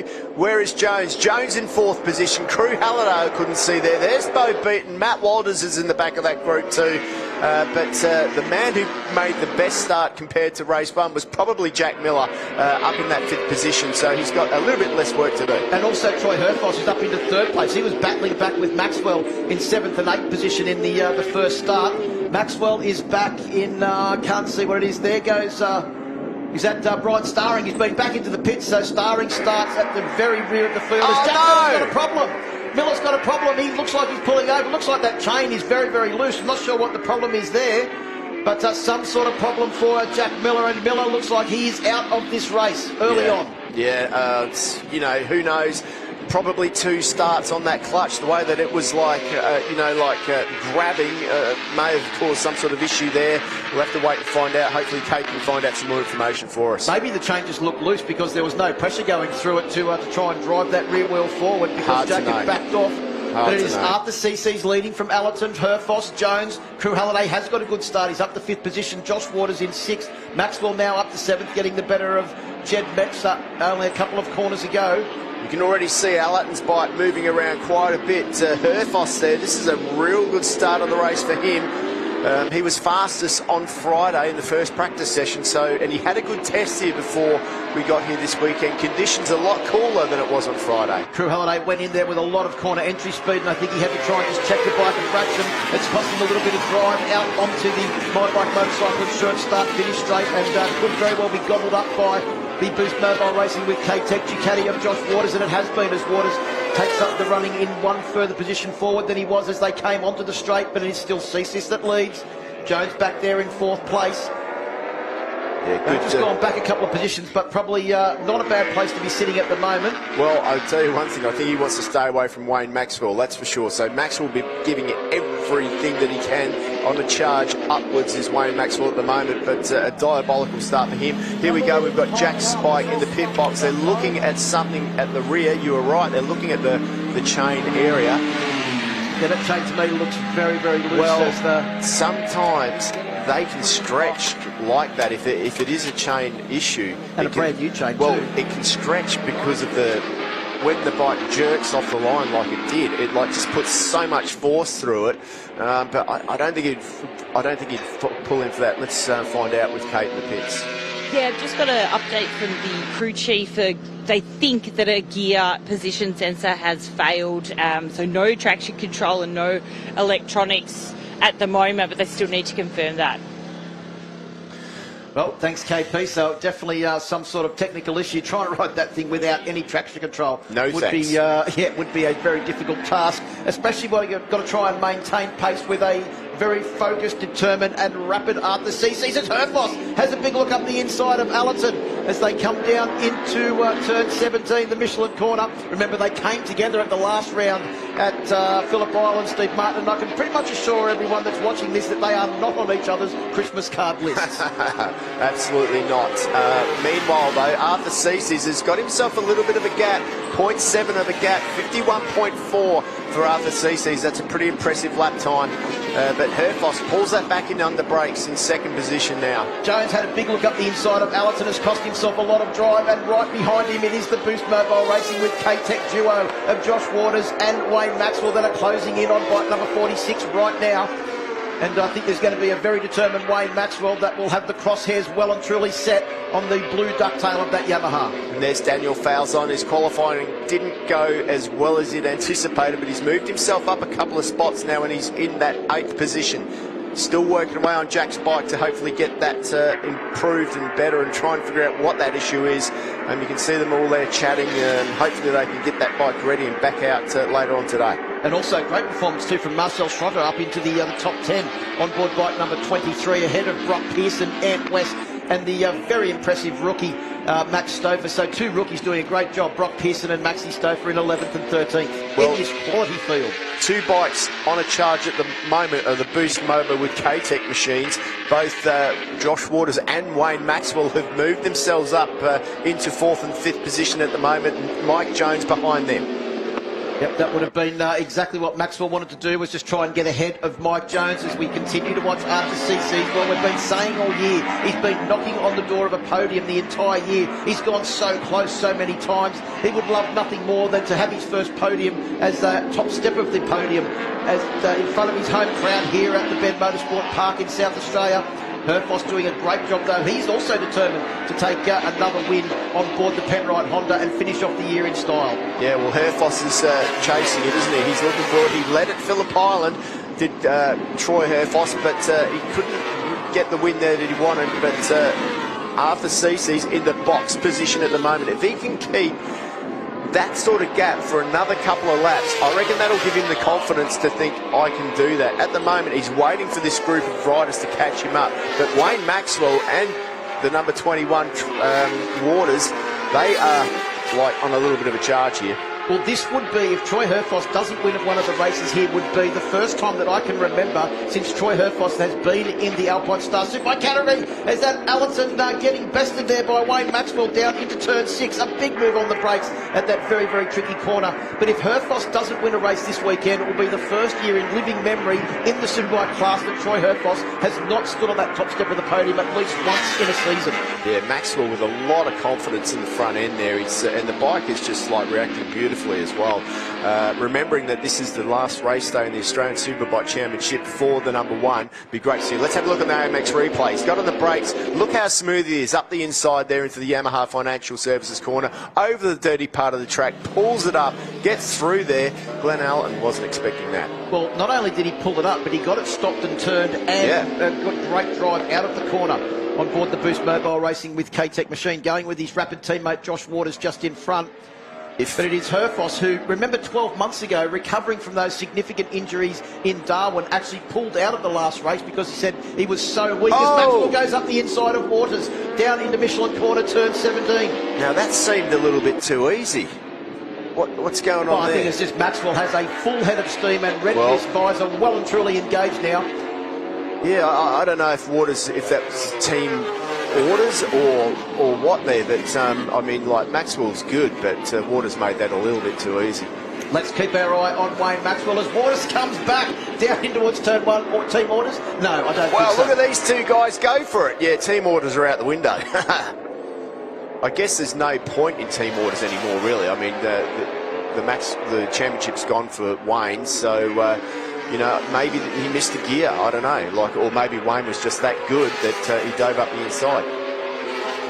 Well, he's got a pretty significant lead over his teammate now, so as they come down... Oh, Herfoss, look at the tight line he's able to hold on board the Penrite Honda, as opposed to the wider, more sweeping line of Arthur Cece. That was a big move from Herfoss. It is, but that's the difference. You can overtake and do a block pass in that turn 6. You can do it and then block the person off, but it's actually faster to do that sweeping line. So Arthur is doing everything he can, but he's coming under a lot of pressure now with half the race to go. And remember, Gary Crilly from Pirelli said some of these guys are on the super soft rear tyre, and look at Arthur's rear tyre sliding now, and some of them are on the harder rear tyre, which should start to work from this part of the race. But when I look at Arthur Cece's bike, it is really starting to spin at the back. Well, to see how far Troy Herfoss carried the front wheel in the air down that back straight. We spoke to him earlier on this weekend. He said he's finally figured out how this new Fireblade, which is very, very different to the one that he's had so much success on over the years, really needs to be ridden to get the best results out of it. And he's doing a great job at the moment. But lurking with intent in his Wayne Maxwell. Up the inside of Herfoss, down in towards turn 17. Maxwell is not only on a charge, he is absolutely carving his way through the field. Arthur Cece's is the next victim on his calling card. Right, well, I was completely wrong, because Wayne Maxwell is just riding the wheels off that bike and just making it look easy. So he just outbraked Herfoss, not Herfoss, but his teammate Josh Waters the lap before easily. A fastest lap of the race for Wayne Maxwell, a 51.243, and on the last lap it was a 51.491. He was actually, along with Josh Waters and Glenn Allerton, the only riders in the top 5 to be doing laps in the 51s. Oh, look at Arthur Cece's. Now is not the time to be looking over your shoulder, my friend, because you do that, you're going to have a freight train going past you. Yeah, 5-bike battle we have here for the lead. It is now Maxwell out front with Herfoss in second, Allison up to third, Cece's back to fourth, Waters still sitting there in fifth position. But I was saying before all the action started up, Steve, it was only 12 months ago that Troy Herfoss pulled out the last race because he was so weak recovering from those injuries at Darwin that he didn't want to be a danger to anyone. We go on 12 months and he's back at the front fighting. He had 3 podiums this year, 2 of them at the circuit where that significant injury happened, and it's Troy Herfoss of old that we're seeing now racing out the front of an Alpinestars Superbike class field. Well, when you say of old, you mean of a week ago, because like he won a race there too, didn't he? Absolutely fantastic. Look, up the inside he goes, just completely outbraked his teammate. Way better feeling in the front, and he's done it again here with the number 21 on the AMX replay, having to go back. But Herfoss, Waters just having to give way again because Wayne Maxwell is really strong on the brakes. Once again there, look how stable the bike is into that turn 17. He's just making it look easy. Bells Waters having a big look up the inside of Herfoss as well on the AMX Superstores replay. Look at the drive of Herfoss out of that corner. That's turn 4, and as they come round through Ducati turn 5 and then down in towards turn 6, there was Herfoss trying desperately to go with his old rival Wayne Maxwell. These two have had so many battles at the front of an Australian Superbike Championship race over the last 10 years or so. I've lost count. Glenn Allerton certainly not out of the mix as well. Herfoss is wide. Yeah, he's gone in there way too deep. Allerton just had to pull out of it, otherwise he would have come into contact with the back of the Penrite Honda, which has brought Arthur back into the equation as well, and also Josh Waters. We're on lap 7 of this 10-lap race. Yeah, it's certainly coming to the point of the race now with where the tyre decisions are coming into play. But Wayne Maxwell's not using his rear tyre. He's just like super confident in the front. A good setup there. He's able to dive right into the middle of these corners, carrying a lot of corner speed. He's got a lot of front grip there too, and good upright braking stability. Better than anyone by the look of it. He's just able to ride away from the pack. And because he can carry that corner speed and turn, he's not really loading his rear tyres perhaps as much as some of the other guys like Arthur Cece's. You can see him spinning the rear wheel. Down to KP. We've just spotted Brian Starring. He's retired, unfortunately, lost power due to the damage sustained in that off just at the last turn. Thanks, KP, as we go back to live action on track now, and it is Wayne Maxwell that still leads. He's no stranger to the podium here at the Bend Motorsport Park. He's started races here on 8 occasions. 7 of those times he has been on the podium, and 3 of those 7 have been on the top step of the podium. And at the moment, he holds a half-second lead over his old rival, Troy Herfoss, and Glenn Allerton, also in there as well. These 3 are multiple Australian Superbike champions. So is the man there on bike number 21, Josh Waters, has won it on 3 separate occasions, and he's looking to try and get up onto the podium with his teammate there on board the second of the Boost Mobile, racing with Ducati, with K-Tech Ducatis as they come across the line now. Maxwell's lead is out to, well, just on half a second. Once again, Herfoss makes up a little bit of time on the brakes down in towards turn 1. Allerton still in 3rd place, Waters, and then lurking in 6th place is Mike Jones, not too far behind his teammate Crew Halliday, some 3.1 seconds behind Jones. Yeah, I think that Jones is going to be happy to sit there in 6th position at the moment. He won't do anything silly for the championship. It's good for him. It's really going to mean it's going to be able to wrap it up next time in the next race. So that's good. But once again, up the inside this time goes Waters. He's gone, right, I've seen how to do that now. Remember that Waters hasn't had a lot of racing experience on that bike. He's only ever ridden it at Phillip Island and here, so he needs to adapt. Maxwell with a lot more experience, in learning how to ride that bike. But this is essentially his Waters' 7th start on that motorcycle. Yeah. And as you mentioned, the first time he's raced anywhere other than Phillip Island on board. Yeah, so you need to ride different bikes differently, and he's just learning and adapting. And he saw Maxwell make those moves up the inside, so now he's going, well, I'll try it and see what happens, and he made it work. But look at this, Herfoss now, right on the back wheel of Maxwell, and Allerton is hanging in there too. This is as close as Allerton's been to the front in a dry race for a long, long time to the win. This is good for him. He's sitting there, he's sitting pretty at the moment with a couple of laps to go. It's going to be interesting to see if he thinks he can make a move. Well, I'm not sure if it's that Maxwell slowed down by a tenth or two, or that Herfoss and Allerton have picked up their game. It's going to be very interesting to try and find out at the end of this race who went for what tyre option, because we're coming into that area of the race now where the soft tyre may start to struggle a little bit, and the other tyre option that Gary Crilly said from Pirelli was no problem in making race distance, may be coming to the fore as we come down the straight on the last lap. 51.9. Look at Herfoss. Herfoss up the inside, makes the move on Maxwell, and he makes it stick. Maxwell goes around the outside, but not this time. The fastest of those three riders on the last lap was actually Allerton with a 51.5, 51.6 for Herfoss. Herfoss into the lead. Allerton now trying to find a way past Maxwell. Herfoss doesn't care if Allerton was fast as that time. He's got the lead with not much longer to go in this race, so he'll be feeling pretty good at the moment. It's going to be elbows out at all paces for Troy Herfoss as they come down in towards turn 6. This is the second last lap of the shortened 10-lap journey, courtesy of that red flag early on. Where is Waters? Waters is 1.2 seconds behind our race leader, 0.9 of a second behind Allerton in third. Is that too much for Josh Waters to make up over the last 2 laps? Absolutely. There's no way Josh Waters is going to be involved in this. It's between these three guys now. It's going to be a dogfight to the end. Herfoss probably wants it more than anyone else, but then you've got Wayne Maxwell. He's not worried about the championship. This being his last round, you've got to imagine he's going to want to go out with a couple of wins. Allerton hasn't had a win for quite a while. He also needs to win this race. He looks up the inside.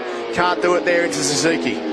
Well, Wayne Maxwell has actually been teammates with both of these riders in the past as well. Allerton at Yamaha, and also Troy Herfoss at Honda many years ago as well. Look at the gap Herfoss has got. Battle as Herfoss, you can see him sliding the bike off the top of the hill there as they head down towards Michelin. And they'll come across the start-finish line to get the last lap board now.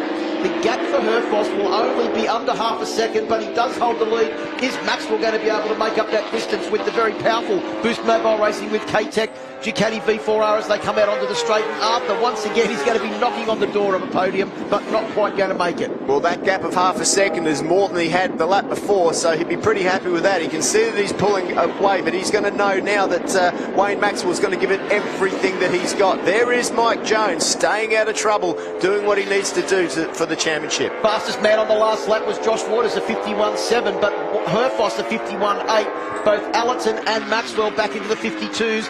Mike Jones sitting back there in a very comfortable 6th position, a 52.4. And once again, Mike Jones just taking it on the final lap, staying out of trouble with the battle in front of him, the ensuing... who will win that? Troy Herfoss now. Still got that half-second gap, but Maxwell's closing down. It's going to come down to that turn 17 in my mind. You know that he's going to dive up the inside as Wayne Maxwell. Herfoss has to close that line down. He's seen how strong the number one is into those corners. He's got to block those inside lines if he wants to try and win this one. And we are on track for Mike Jones to wrap up the championship in this first race. He holds a substantial lead over Wayne Maxwell and Brian Starring, who's out of this race. This could be Yamaha's first championship since Jamie Stouffer in 2007. But at the moment, we are focused on the race lead, and that is Troy Herfoss looking for his first win of the year, his first win since Darwin last year, as he comes around through the final corner down on the Penrite Honda. Big moment for all of them. Maxwell was out of the seat as well. So was Allerton, sliding the bike across the top of the hill. Late and deep on the brakes for all of them as they come down Michelin for the final time. Well, now it's up to Herfoss. He's just going to hold it together. He's got enough. This is going to be a massive corner for Herfoss. He's feeling good about now. He'll be tucked in down behind the screen, and over the line he goes. It is Herfoss who takes the win. Maxwell in second, Allerton in third, Waters in fourth. After CC's will be fifth, but Mike Jones will come across the line and he will be crowned champion. Mike Jones with a substantial lead, and you can see him celebrating there in the background. Congratulations to Mike Jones. A very long wait for Yamaha for the championship. You wins the championship for Yamaha. 2007, as we said, was the last time that Yamaha did the championship. That was when Jamie Stouffer did a double in 2006 and 2007. And the first person to congratulate him is his Yamaha teammate, Crew Halliday. Congratulations also to Troy Herfoss for his first race win in 18 months. Absolutely, a brilliant ride by Herfoss. But 3 championships now for that man there, Mike Jones. The first one on a Kawasaki, the second one on a Ducati, and now he's won on a Yamaha. Has anyone done that before? Brian Starring's won it on 3 different motorcycles, but in 3 different classes, so not all in the Superbike class, not that I can remember, Steve. Well, there you go, another And Sean first. Giles, another 3-time champion, all on Suzuki. Wayne Maxwell on Suzuki and Ducati. Josh Waters, all on Suzuki. There you go. Glenn Allerton on Honda and BMW. Right. But not 3 motorcycles, no. Well, there you go. Anyway, it's hard to judge who was the happiest man out there. Is it Mike Jones? Is it Troy Herfoss? They're both smiling at the moment. I think there's going to be a tie, in fact, of who's going to be the happiest man out there. I imagine that we will speak to our 3 podium getters and our new Alpinestars Superbike champion, Mike Jones, at the end of this race. But there is the confirmation of your results. Herfoss takes the win over Maxwell by 0.328 of a second. Allerton rounds out the podium in 3rd place. Josh Waters in 4th. After CC's in 5th. The 2022 My Bike Motorcycle Insurance Australian Superbike champion for 2022, Mike Jones in 6th. Ant West in 7th. Crew Halliday in 8th. Falzon in 9th. And Marcel Schrötter rounds out the top 10. Joel Kelso in 11th. Great ride from him. Jed Metcher in 12th. Brock Pearson through to 13th position. Maxi Stauffer, a good ride up to 14th. Ben Burke in 15th getting points. Travis Wyman from the States, a good job from him learning lap by lap. Bo Beaton in 17th. Brendan McIntyre in 18th on the Suzuki. Further back through the field, Chandler Cooper in 19th. Matt Walters in 20th. Sloane Frost 21st. Nathan Spiteri 22nd. Michael Kemp, the local man, in 23rd. Paris Hardwick unfortunately didn't finish, nor did Brian Starring, Senna Adgis, and also, unfortunately, Jack Miller. Battle of attrition, that one too, wasn't it? Quite a few non-finishers. We hope they can all get their bikes sorted out and get out there in the next one. There is the final championship standings. Enough for Mike Jones to win the championship with 1 race to go. 303 points. Wayne Maxwell moves up into 2nd place on 258, and Brian Starring 3rd on 249. Herfoss has moved up into 4th on 242, ahead of Glenn Allerton on 228. Waters in 6th place after having missed a round of the championship as well. After CC's in 7th, Halliday in 8th, Falzon in 9th, and Ant West rounds out the top 10 in the championship standings with 1 race to go. Yeah, incredible stuff. Metcher there in 11th. 12th is Pearson. Stauffer, a good start to his Superbike campaign in 13th. Lachlan Epps, 14th, not here this weekend. Edwards in 15th. 16th is Mark Kyoto. Matty Walters down there in 17th, and Aidan Wagner, who competed in a couple of races at the start of the year. Got busy park for May. Troy Herfoss, look at the emotion there for Paul Free, the Honda tuning guru. A very happy Dion Coote down on the AMX podium with his race winner. I just imagine it was almost as emotional for Troy Herfoss as what we saw with Brian Starring at the first race of the year, where he was reduced to tears after such a long wait to get back onto the top step of the podium. There's GG, a long-time Honda man, been in that pit for a very long time, has Glenn Granger. There's Gary Crilly from Pirelli giving the congratulations to race winner Troy Herfoss. He's got that Kevin Schwantz-inspired helmet back. Of course, Kevin Schwantz, one of Troy Herfoss's favourite riders when he was a young man. Well, he's worked hard to get into this position, hasn't he, after those lows of last year, a whole year out virtually, but he's worked his way back up. It's been a hard task, but new bike, new everything really, different tyres, and you know, there were some people that thought that he couldn't do it. Well, he's proved them all wrong today. Yeah, good to see Troy's wife Emily down there with his daughter as well. And I think, is it a smile of excitement or relief for Troy Herfoss to know that he can actually still do it and still win a race? And you can see Maxwell and Shane Kinderis from the Spectro Performance Oils Film BMW team all having a look at the rear tyre of Troy Herfoss after that race. Well, look, that was a great ride by Maxwell. I mean, you've got to remember that he started in 12th on the grid, on the 3rd row of the grid. He worked his way through the field, burnt his tyres up, got there, got in front, but then had nothing for Herfoss at the end. You know, to say worked his way through the field, smashed or scythed his way through the field, because it was a pretty aggressive first couple of laps, wasn't it? Well, look, he's got that thing sorted, you've got to say. I mean, he was going past people like like no tomorrow. Like they were moving over for him. It was a brilliant display. I mean, it's a shame that he's retiring because he's a beautiful rider to watch. He looks so smooth while he's doing it, but that still puts pressure on the tyres. Well, and as he said at the beginning of the race, he's still got plenty to give, and we can't wait to see what Wayne Maxwell can do to bring young riders through. And here he is, the 2022 My Bike Motorcycle Insurance Australian Superbike champion in the Alpinestars Superbike class, Mike Jones. Tell you what, there's been a few gold KYT helmets given out this weekend. Yeah, there certainly has.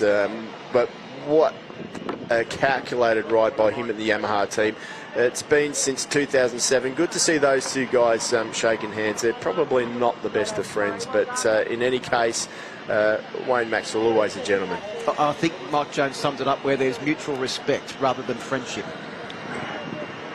But Mike Jones, the new champion, Wayne Maxwell, the outgoing champion, so the handing over of the wreath there to Jones. The celebration T-shirt well and truly already on Mike Jones. And he's made his way back to the AMX Superstore's podium after a celebration lap here at the Bend Motorsport Park, down to KP in a very busy park for May. Mike Jones, you are the 2022 Alpinestars Superbike champion, the first championship for Yamaha since 07 with Jamie Stouffer, and you now join the three-time champion club. Congratulations. Thank you very much. Obviously stumped for words. Very emotional for me. It's a third Australian Superbike championship and third manufacturer. So obviously it's been a long time for Yamaha since 2007, and so great to be able to give it to them this year. So a special thank you to the Yamaha racing team. Of course, everybody that's on my side of the garage, Dylan, Joel, Kev, and my partner Chrissy, and obviously my family as well. So special thanks to everybody that's supported me to be able to achieve this result this year. So much hard work has gone into this. Well done. Thank you very much. Cheers. And to our race results in P3, Glenn Allerton. Glenn, I think those changes that you made to your bike really worked out. Yeah, look, that was a fun race. Obviously, you could see the speed difference. There wasn't any between us, and it was all track position at the end. And I didn't realise how the race went so fast. When I saw the last lap board, I was like, oh no, kind of left my run too late. But congratulations to Troy and to Wayne in front of me. It was a fun race, so the win was playing havoc with all of us, and big congrats to Mike for winning the championship this year. Best of luck in the next race. Thanks. And in P2, he worked pretty hard out there. It was a bit of a dogfight. Wayne Maxwell starting from P12. Well done. Yeah, to start my final two races with, I think, my worst ever Superbike qualifying in 21 years was a tough day. But look, full credit to the guys at Boost Mobile with K-Tech, my crew. We had a rough day yesterday. It just continued on from our rough year. But to bounce back like that and be in the fight for the win is awesome. To the Yamaha boys, congratulations. And to Troy, at least I got to spend one day fighting him out with it before I sign off. So I'm stoked for that. Best of luck in the next race. Thank you. And in P1, Troy Herfoss, this must be an emotional win, your first in 18 months. Congratulations, it must feel really good. Yeah, thank you. It's been a long year, and so happy for the whole team really, and myself. It's been a long year, and the target was to finish this year feeling like we're a championship contender for next year, and we're definitely back. We had a good weekend at Phillip Island, and now to get a win here is amazing. Qualifying was terrible. It was just our worst session of the weekend, but hey, it's a tough race out there, and there's a lot of grip deficiencies and grips falling away, so it was a tough race, and used to battle with Wayne like that in the last lap. I spent the highlights of my career have been battling with him, and it's his last weekend racing, so that was pretty cool, and I'm sure it's going to be tough in the next one. Yeah, there's one more to go, so don't get too ahead of yourself. Thank you. Well done.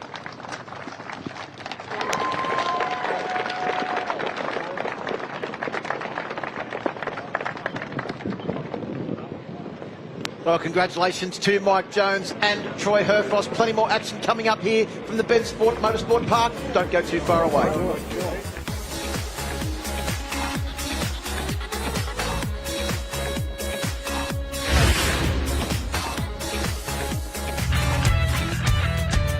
At My Bike Insurance, we are motorcycle specialists. It's all in the name. We understand how important your motorcycle is to you, and because of this, we strive to provide peace of mind cover for you and your motorcycle, no matter where your bike takes you. Visit the MyBike website for a quick and easy quote, or call the MyBike insurance team on 1300 780 446 today. For us, the journey is not about the destination. The journey starts long before we hit the road. The gear we wear, the way it feels, and the safety it brings. Some say the journey never ends, but it has to start. Start your journey with AMX Superstores. Why? Because we ride too. Enjoy the journey with AMX Superstores.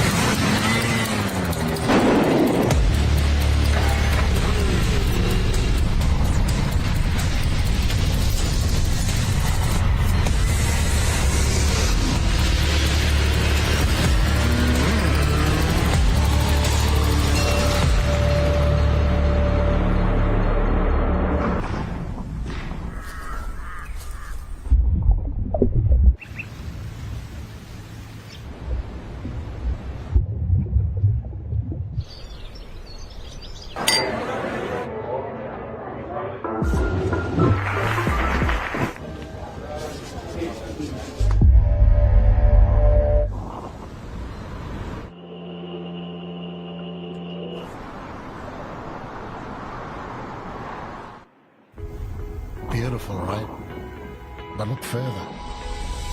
You'll see them. They're a restless bunch in search of beauty.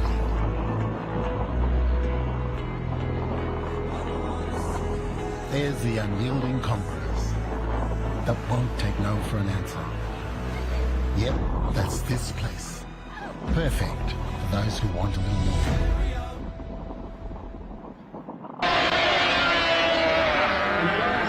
Now, in order to celebrate Yamaha's 60th year of competing in Grand Prix, Yamaha is pleased to announce the all-new YZF R7.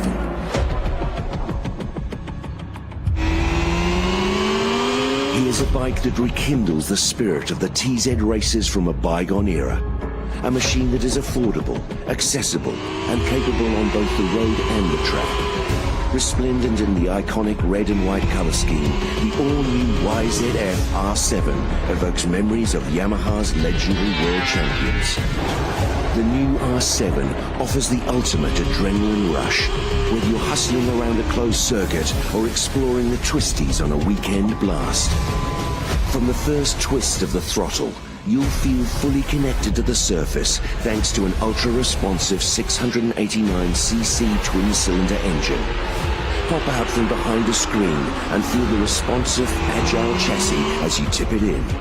There's no better feeling. Only Yamaha has this pure race DNA, so only Yamaha can make this tribute that marks 60 years of racing and winning at the top table. All new YZF R7, celebrating 60 years of World Grand Prix racing. AMMF can help power your passion.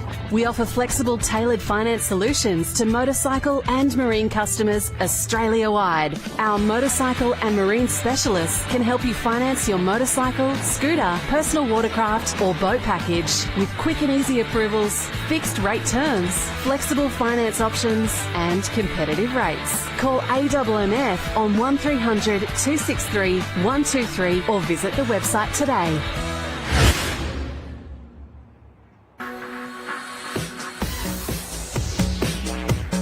Well, welcome back to the Bend Motorsport Park. We are getting ready for the next race on today's program. It is the Dunlop Super Sport 300 Race 2, and we've already seen the champion crowned in this class, Steve Martin. That was Cameron Dunker. Scary what we could experience here, because a off-the-chain Cameron Dunker with nothing to lose could be something pretty special. Oh, absolutely. I mean, it's an incredible display that he's put in, winning both championships, the R3 Cup as well. So he is a man on a mission this time out, but as you can see, he's done the perfect job of the weekend by starting in pole position as well, with Sam Pizzetta, who's been hot to trot 2 in second, and Hayden Nelson rounding out that front row with Henry Snell, who was so good at Phillip Island, rounding out row 2 with Teo Aksu and Cameron Swain. Row 3, Bodie Gorworth, Cooper Roundtree, the South Australian, and Mitch Simpson there as well.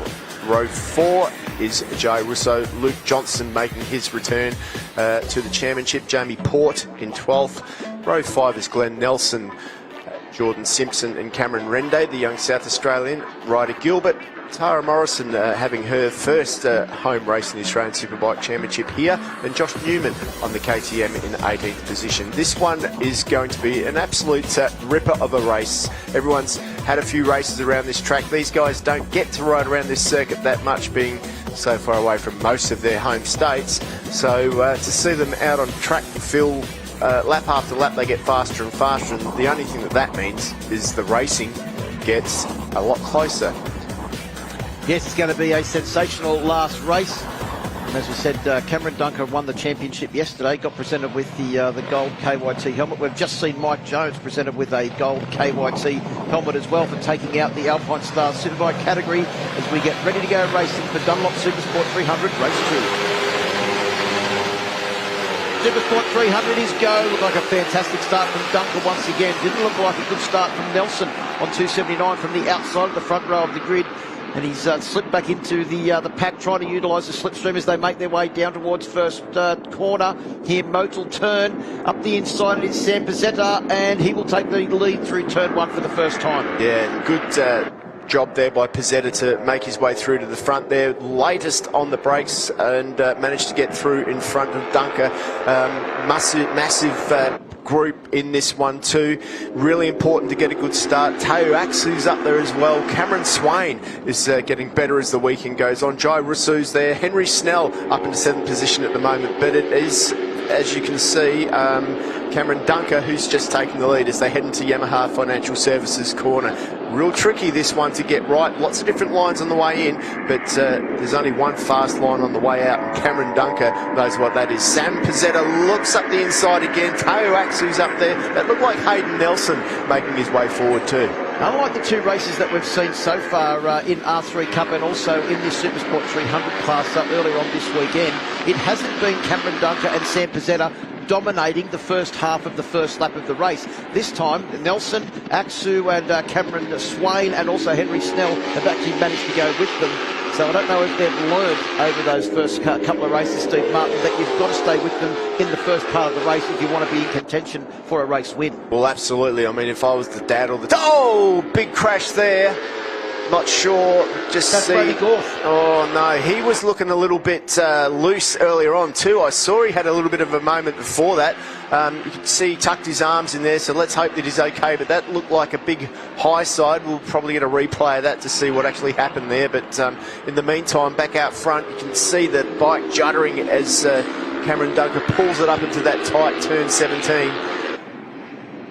Michelin corner. Up through Ride Your Motorcycle to Work Week corner we go. Red flag. Straight. Yep, red flag has been called. So Cameron Dunker, you can see him there putting his hand out but doesn't let him off the throttle because he knows there's 4 Yamaha R3s right behind. Doesn't want any of them sitting into his ducktail in the quick stoppage there.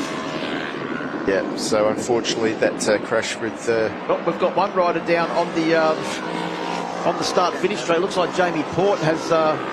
crashed on the main straight there, so I'm not sure what's happened there. Maybe someone has stopped suddenly and Jamie's had to try and avoid them.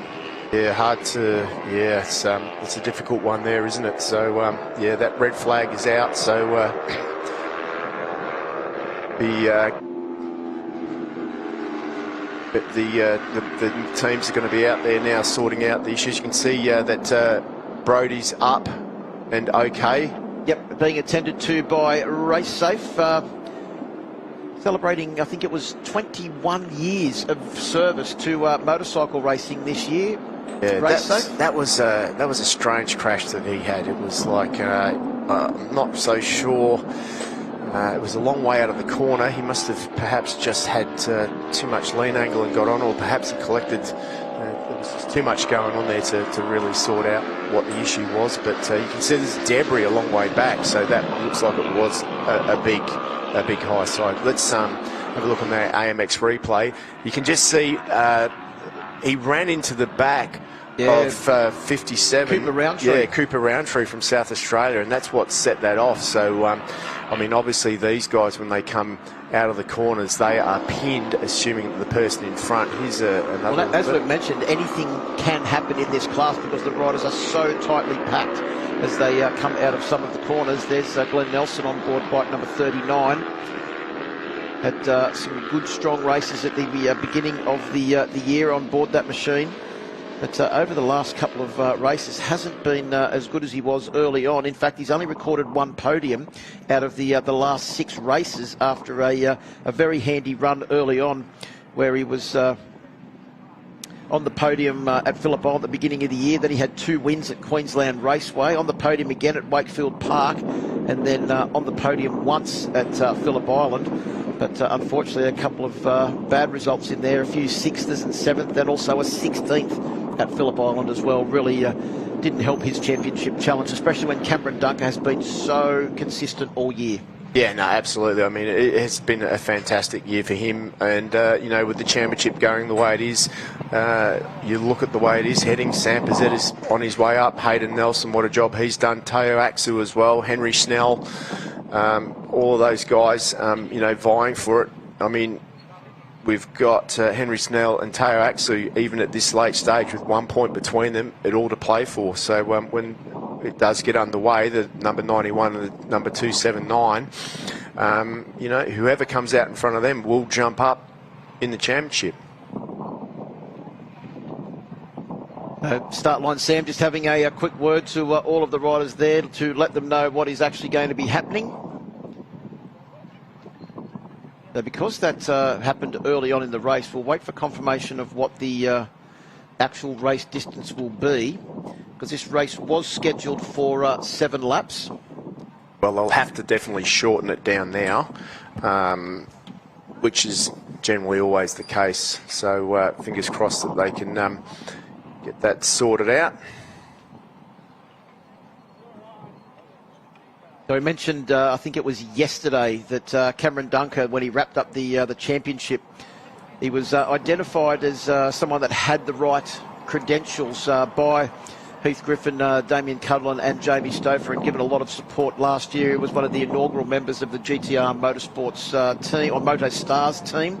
And this year, although the team essentially doesn't exist like it did a year or two ago, they're still giving him a lot of support, and still has the availability of getting the knowledge from that massive bank there of Heath and Jamie that have raced, and also Damien Cudlin, who's raced all over the world, to further his credentials, and doing a great job wrapping up 2 championships this year. So congratulations to all of those guys for the support they've given a young man that's certainly in a big hurry.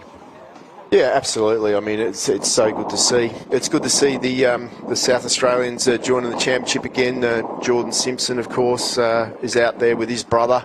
Ollie Simpson not here this weekend. If I remember correctly, Ollie, who normally rides a 600, had perhaps a shoulder issue or something earlier on in the year. I'd imagine that's not better yet, but of course they're supported by the YRD, Simpson Crash, Simpson Signs and Race Bike Services, who have all been around the racing scene for quite a while. I was going to say, is there any South Australian that Race Bike Services don't support? They seem to be everywhere. Yeah, me. No, they used to support me too.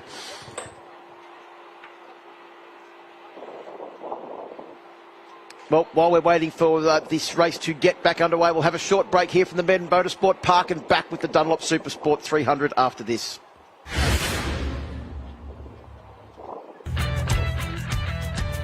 At My Bike Insurance, we are motorcycle specialists. It's all in the name. We understand how important your motorcycle is to you, and because of this, we strive to provide peace of mind cover for you and your motorcycle, no matter where your bike takes you. Visit the MyBike website for a quick and easy quote, or call the MyBike insurance team on 1300 780 446 today. For us, the journey is not about the destination. The journey starts long before we hit the road. The gear we wear, the way it feels, and the safety it brings. Some say the journey never ends, but it has to start. Start your journey with AMX Superstores. Why? Because we ride too. Enjoy the journey with AMX Superstores.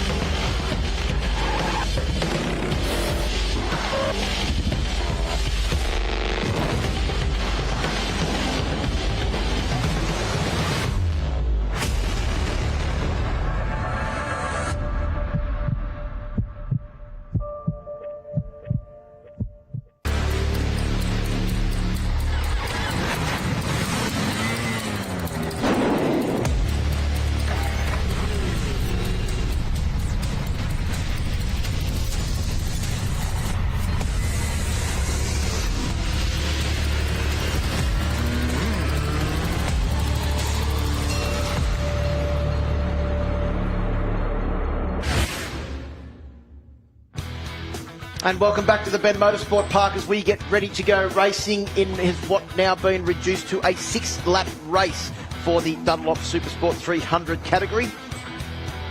Riders still sitting there on the grid. They will have a warm-up lap and a final opportunity, Steve, to warm those tyres up because they have been sitting there on the grid for a little while. Yeah, you want to be real careful now because when those the slicks that they use do go cold,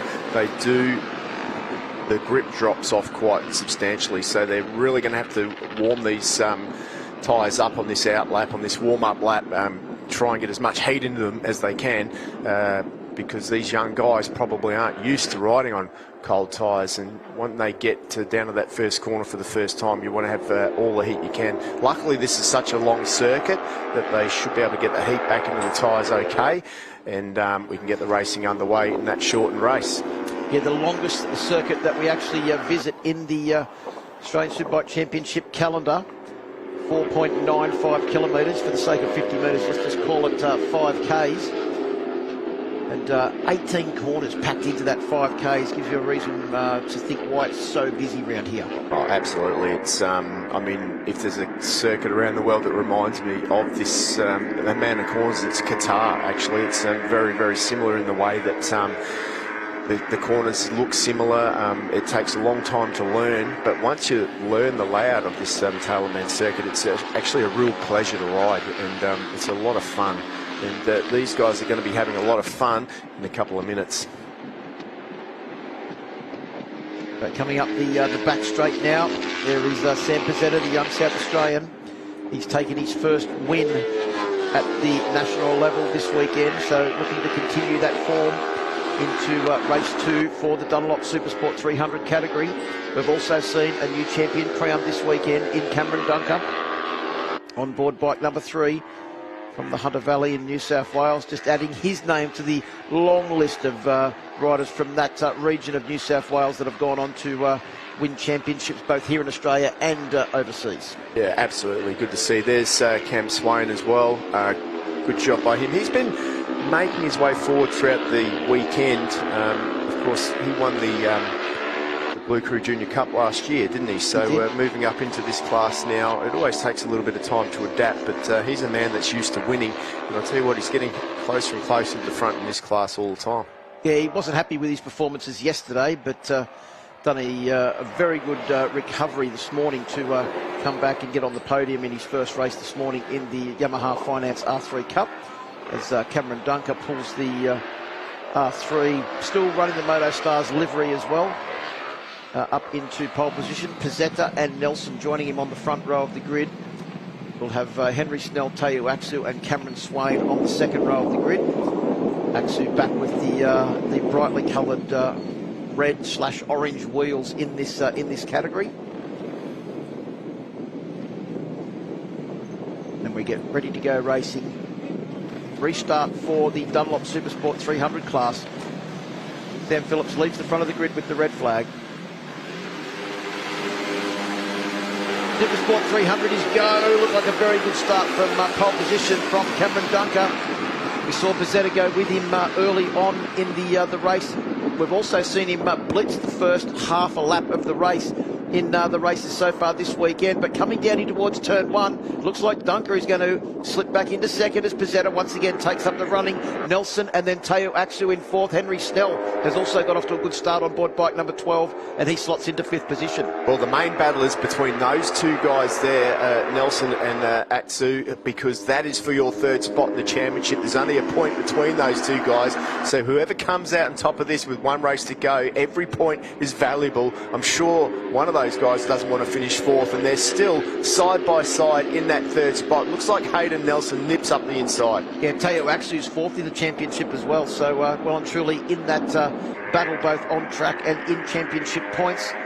We look back to see where Cameron Swain is. There he is back there coming through with the all-white fairing and the green, black and white helmet. That looks like Tara Morrison didn't get the best of starts there, did she, the young South Australian? Back in 16th position at the moment, working her way forward. A lot of experience to be gained for her from racing with these guys, that's for sure. So it's she's been thrown into the firing line with these guys. Well, she made a debut at a national level last time out at Phillip Island with a very impressive first up display. Making their national debut this weekend is Josh Newman, the nephew of Glenn Allerton, the three-time Australian Superbike champion, on board the only KTM RC390 in the field. It's a brand new motorcycle, literally put together the night before they left to come here to the Bend Motorsport Park. George Allerton, Glenn's dad, and Josh's grandfather did a sensational job to pull that bike together in a very short amount of time. I was lucky enough to get down in the pit and have a look at that bike, and I tell you, the foot pegs looked beautifully handcrafted. I was surprised at how well they came out. Well, let's just say that we got reminded several times of how much work went into just getting those foot pegs done as Cameron Dunker comes across the line to lead the first lap, as he has done all weekend. But the lead, Steve, I'd have to say, is a fair bit less than what it has been on most of the races that we've seen so far. Pizzetta, Nelson, Aksu, all covered by half a second as they came across the line. Yeah, absolutely. We've seen, and up the inside goes Nelson and Pizzetta and Aksu. Around the outside goes the number 91 too. He's taken it to Nelson, can't quite get it done there. But Cameron Dunker's going, hang on, this isn't right. I'm the champion. And I'm supposed to be off the chain now because I've already won the championship. Yeah. So work to do if Cameron Dunker wants to win this one, but the boys want to play. Well, there goes Dunker back up the inside of Nelson on the run from Ducati down into turn 6. What a move! That's Cameron Dunker. Fourth to first. Fourth to first. He said, all right, you want to play? I'll show you what to do. We've been saying it's the trickiest corner all weekend. Cameron Dunker's just gone, no, it's not. Look at this. Yeah, I mean, that's the thing about passing at this circuit. You've got to make it look easy. Well, normally you'd say hold something else, but at that stage I think he said hold my lemonade. Yeah, no, he literally is doing what Wayne Maxwell did, like just so smooth into the corners. It looks easy, but I'll tell you what, it's anything but easy to pull off a move like that. Considering the speed that they're going and the aggressiveness of the riding and the overtaking manoeuvres, all of this lead group is actually all looking pretty calm and collected at the moment. We know it can get a little bit ragged later on in the race when the battle really comes down to it, but we're only on lap 2 of 6. It is Aksu that leads. Dunker back into second place now. Then it's Pizzetta, the local man, on board bike number 51. I guess if we look at the other races that we've had this weekend, it has been Dunker who's made that 1.1, 1.2, 1.5 second gap in the first lap. He hasn't been able to do that this time. The lap times of all of the riders are pretty similar. So I think that it's unlikely that he's going to break away this time round. Let's have a look and see what the lap times are as they come across to complete the first flying lap. Because remember, Brandon Demery holds the lap record that has not been threatened this weekend. 2 minutes 8, I think, is the lap record. Very windy conditions here most of the weekend as well. Fastest man on the first flying lap was actually with an 11.8. They come down into the braking area. It is Cameron Dunker. You can see the front end just bouncing around a little over the bumps on the brakes in the Motul corner there. Swain has moved up to third place. Pizzetta back to fourth. Henry Snell sitting back there in sixth place at the tail of this lead group. Then we've got a 1.3 second gap back to Mitch Simpson, holding down seventh place. Luke Johnson in eighth. Glenn Nelson in ninth. And Cooper Roundtree, another South Australian, rounds out the top 10. Actually, Roundtree has just been disposed by Jai Russo in the battle for 10th position, so he slipped back to 11th. And Jordan Simpson in 12th. Newman back in 14th. Morrison in 15th. And Ryder Gilbert, another South Australian, in 16th position. Pretty good battle there between Jordan White, Josh Newman, Tara Morrison and Ryder Gilbert, though. They're not much separating them as they came across the line. No, absolutely. It was an absolute ding-dong battle between those guys. But good to see Cam Swain from Queensland on the wide drive impeller Foresight GB Racing signed Pro Bolt machine. Doing a good job in this one, considering he just has moved up to this class this year. He's gained in confidence and skill at riding these R3 or the 300 machines, hasn't he? Well, he's been doing a lot of riding this year in multiple classes on multiple bikes in multiple countries as well. As he comes out of the corner and down the back straight. Very important, the exit of Dunlop there, because it sets up the run down to Alpinestars, and then this very tricky section is that we go through this bowl section that, as we said yesterday, the TV doesn't really show the level of elevation change through that section. And you can see them come down the hill here, and it's Pizzetta that tries to move up the inside. Cameron Swain can't quite get the job done. Now, half a lap ago, as you were talking, I was looking at Pizzetta, and he was like back in the middle of the pack, and I thought, oh, he's probably like off the back of the pack. But that's the way that this thing changes now. Well, and Cameron Dunker's now in the back in the middle of that pack. He was leading there only a lap ago. Henry Snell there too, just on the back there, doing a really good job. He's the only person that's in the same position, Steve. Well, yeah, I know, but maybe he's going to play it smart and do his swap on the final lap. Pizzetta has a look down the inside of Swain, can't quite get the job done. So if anything, the lead two have just opened up a couple of bike length lead over Nelson, who's got Teo Aksu all over him. And then we've got Dunker, the new champion, back in 5th position, and Snell in 6th. The gap back to Simpson is 2.4 seconds in 7th.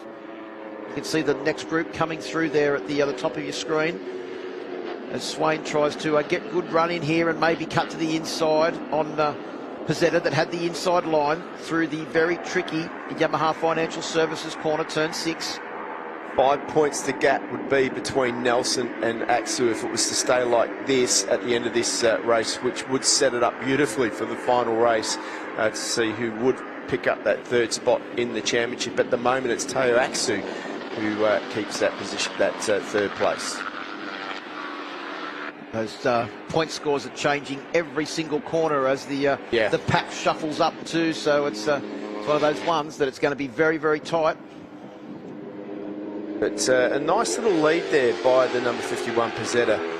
Cam Swain's eaten that up though, hasn't he, already? And Dunker is starting to make his way forward again in that group. Yeah, there was a bit of a gap at the beginning of the lap, but Dunker has closed that up somewhat. We just need to have a look at the lap times, because on the last lap, the fastest lap of the race was actually set by Cameron Swain, a 2 minute 10.526. As they come down to Michelin now. 2:10.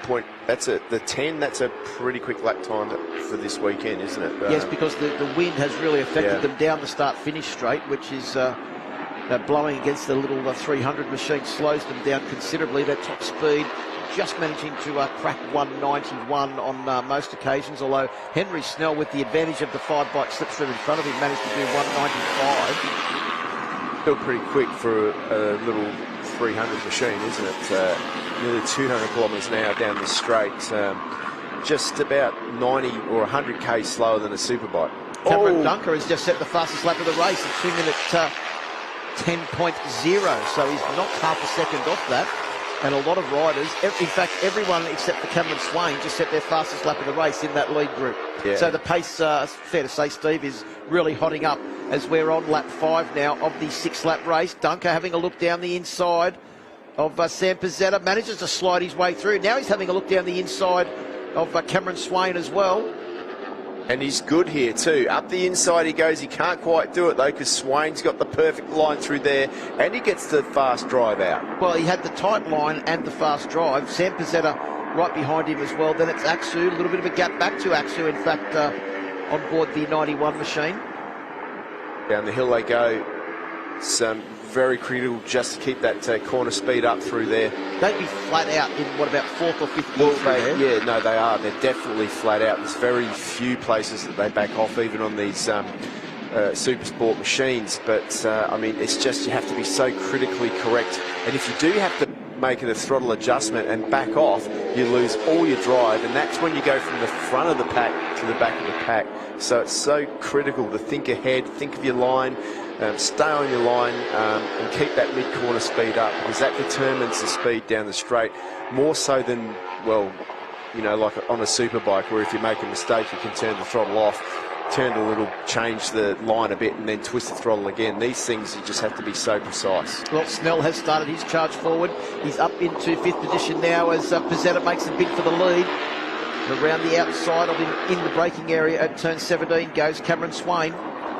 Through the final corner now and out onto the My Bike Motorcycle Insurance start finish straight to get the last lap board we come. It is Cameron Swain leading from Pizzetta. Dunker back there in 3rd, actually using the slipstream. Try and go past our newly crowned champion on board bike number 3. Well, if it was to finish like that, Atsu and Snell would both have 250 points apiece.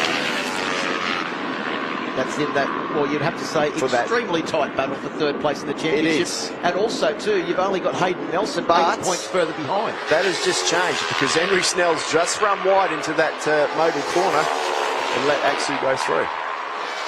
That is still Cameron Dunker that holds down the lead on this final lap from the South Australian Sam Pizzetta, who wants to make it 2 wins at a national level in the final race meeting for 2022. He goes down the inside at turn 6. Swain runs in just a fraction faster. Pizzetta pulls out of that manoeuvre. Swain's got a good line into there. He really has, because he goes in tight, but he manages to keep that speed through the middle of the corner and get good drive out. But if you look on the inside now, shorter way round for Sam Pizzetta, but he still can't find a way through there, right on the back wheel. He's now thinking about where he's going to do this. His next opportunity is into the Dunlop corner. It is, and if he can't do it at Dunlop to take the run down the back straight, he has to consider maybe keeping his power drive to the bottom of the hill at Michelin, the penultimate corner.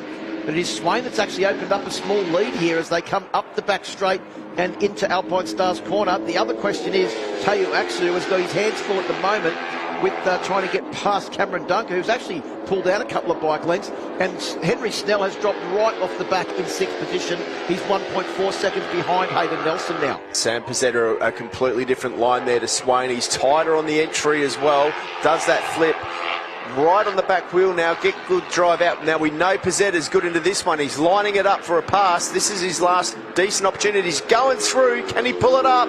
Pizzetta putting it all on the line. Swain on the cutback. Unfortunately, Jack Miller. Mike Jones, you are the and he comes round through 2022 corner now with a small lead over Cameron Swain. But can Cameron Swain utilise the slipstream as they come to the line? He's pulled out a fraction early and they're going to drag to the line. I think Swain is going to get it. Cameron Swain will take the win. And he's very happy with that. He was disappointed yesterday, but he's elated now. Hang on. I don't know if Swain took the win. At the moment, it says they're going to have to go back because it looks like it was Pizzetta. Looks like it could be a dead heat even as they came across the line. That one might require a video review, Steve. Yeah, it could be. No, they have changed it round. Swain won it. By 0.006 of a second, in fact. You don't get much closer than that. Not really.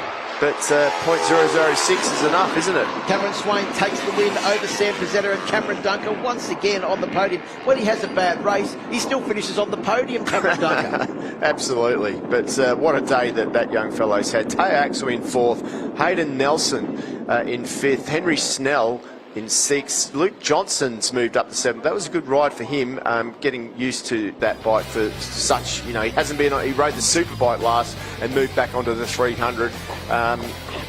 Hayden Nelson there, Luke Johnson, Glenn Nelson in 8th. Bad weekend for him. Mitch Simpson on the number 66 machine in 9th. Cooper Roundtree in 10th. Jay Russo in 11th. Jordan White 12th. Tara Morrison up to that 13th, so she made her way forward on the Kawasaki. Jordan Simpson 14th, and Josh Newman on the KTM, and Ryder Gilbert rounds out the top 16.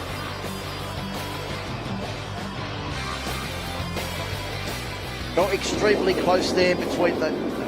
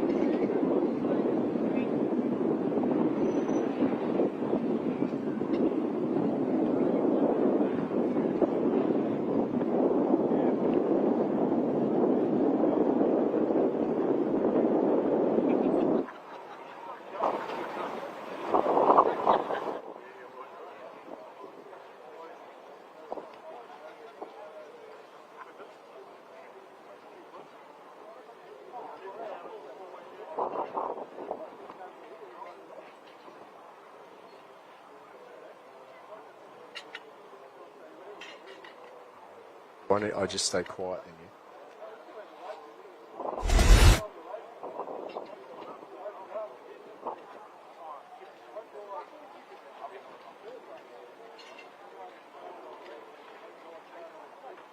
Did Brian starring Santa Adjus and also, unfortunately, Jack Miller. Mike Jones, 2022 Alpine.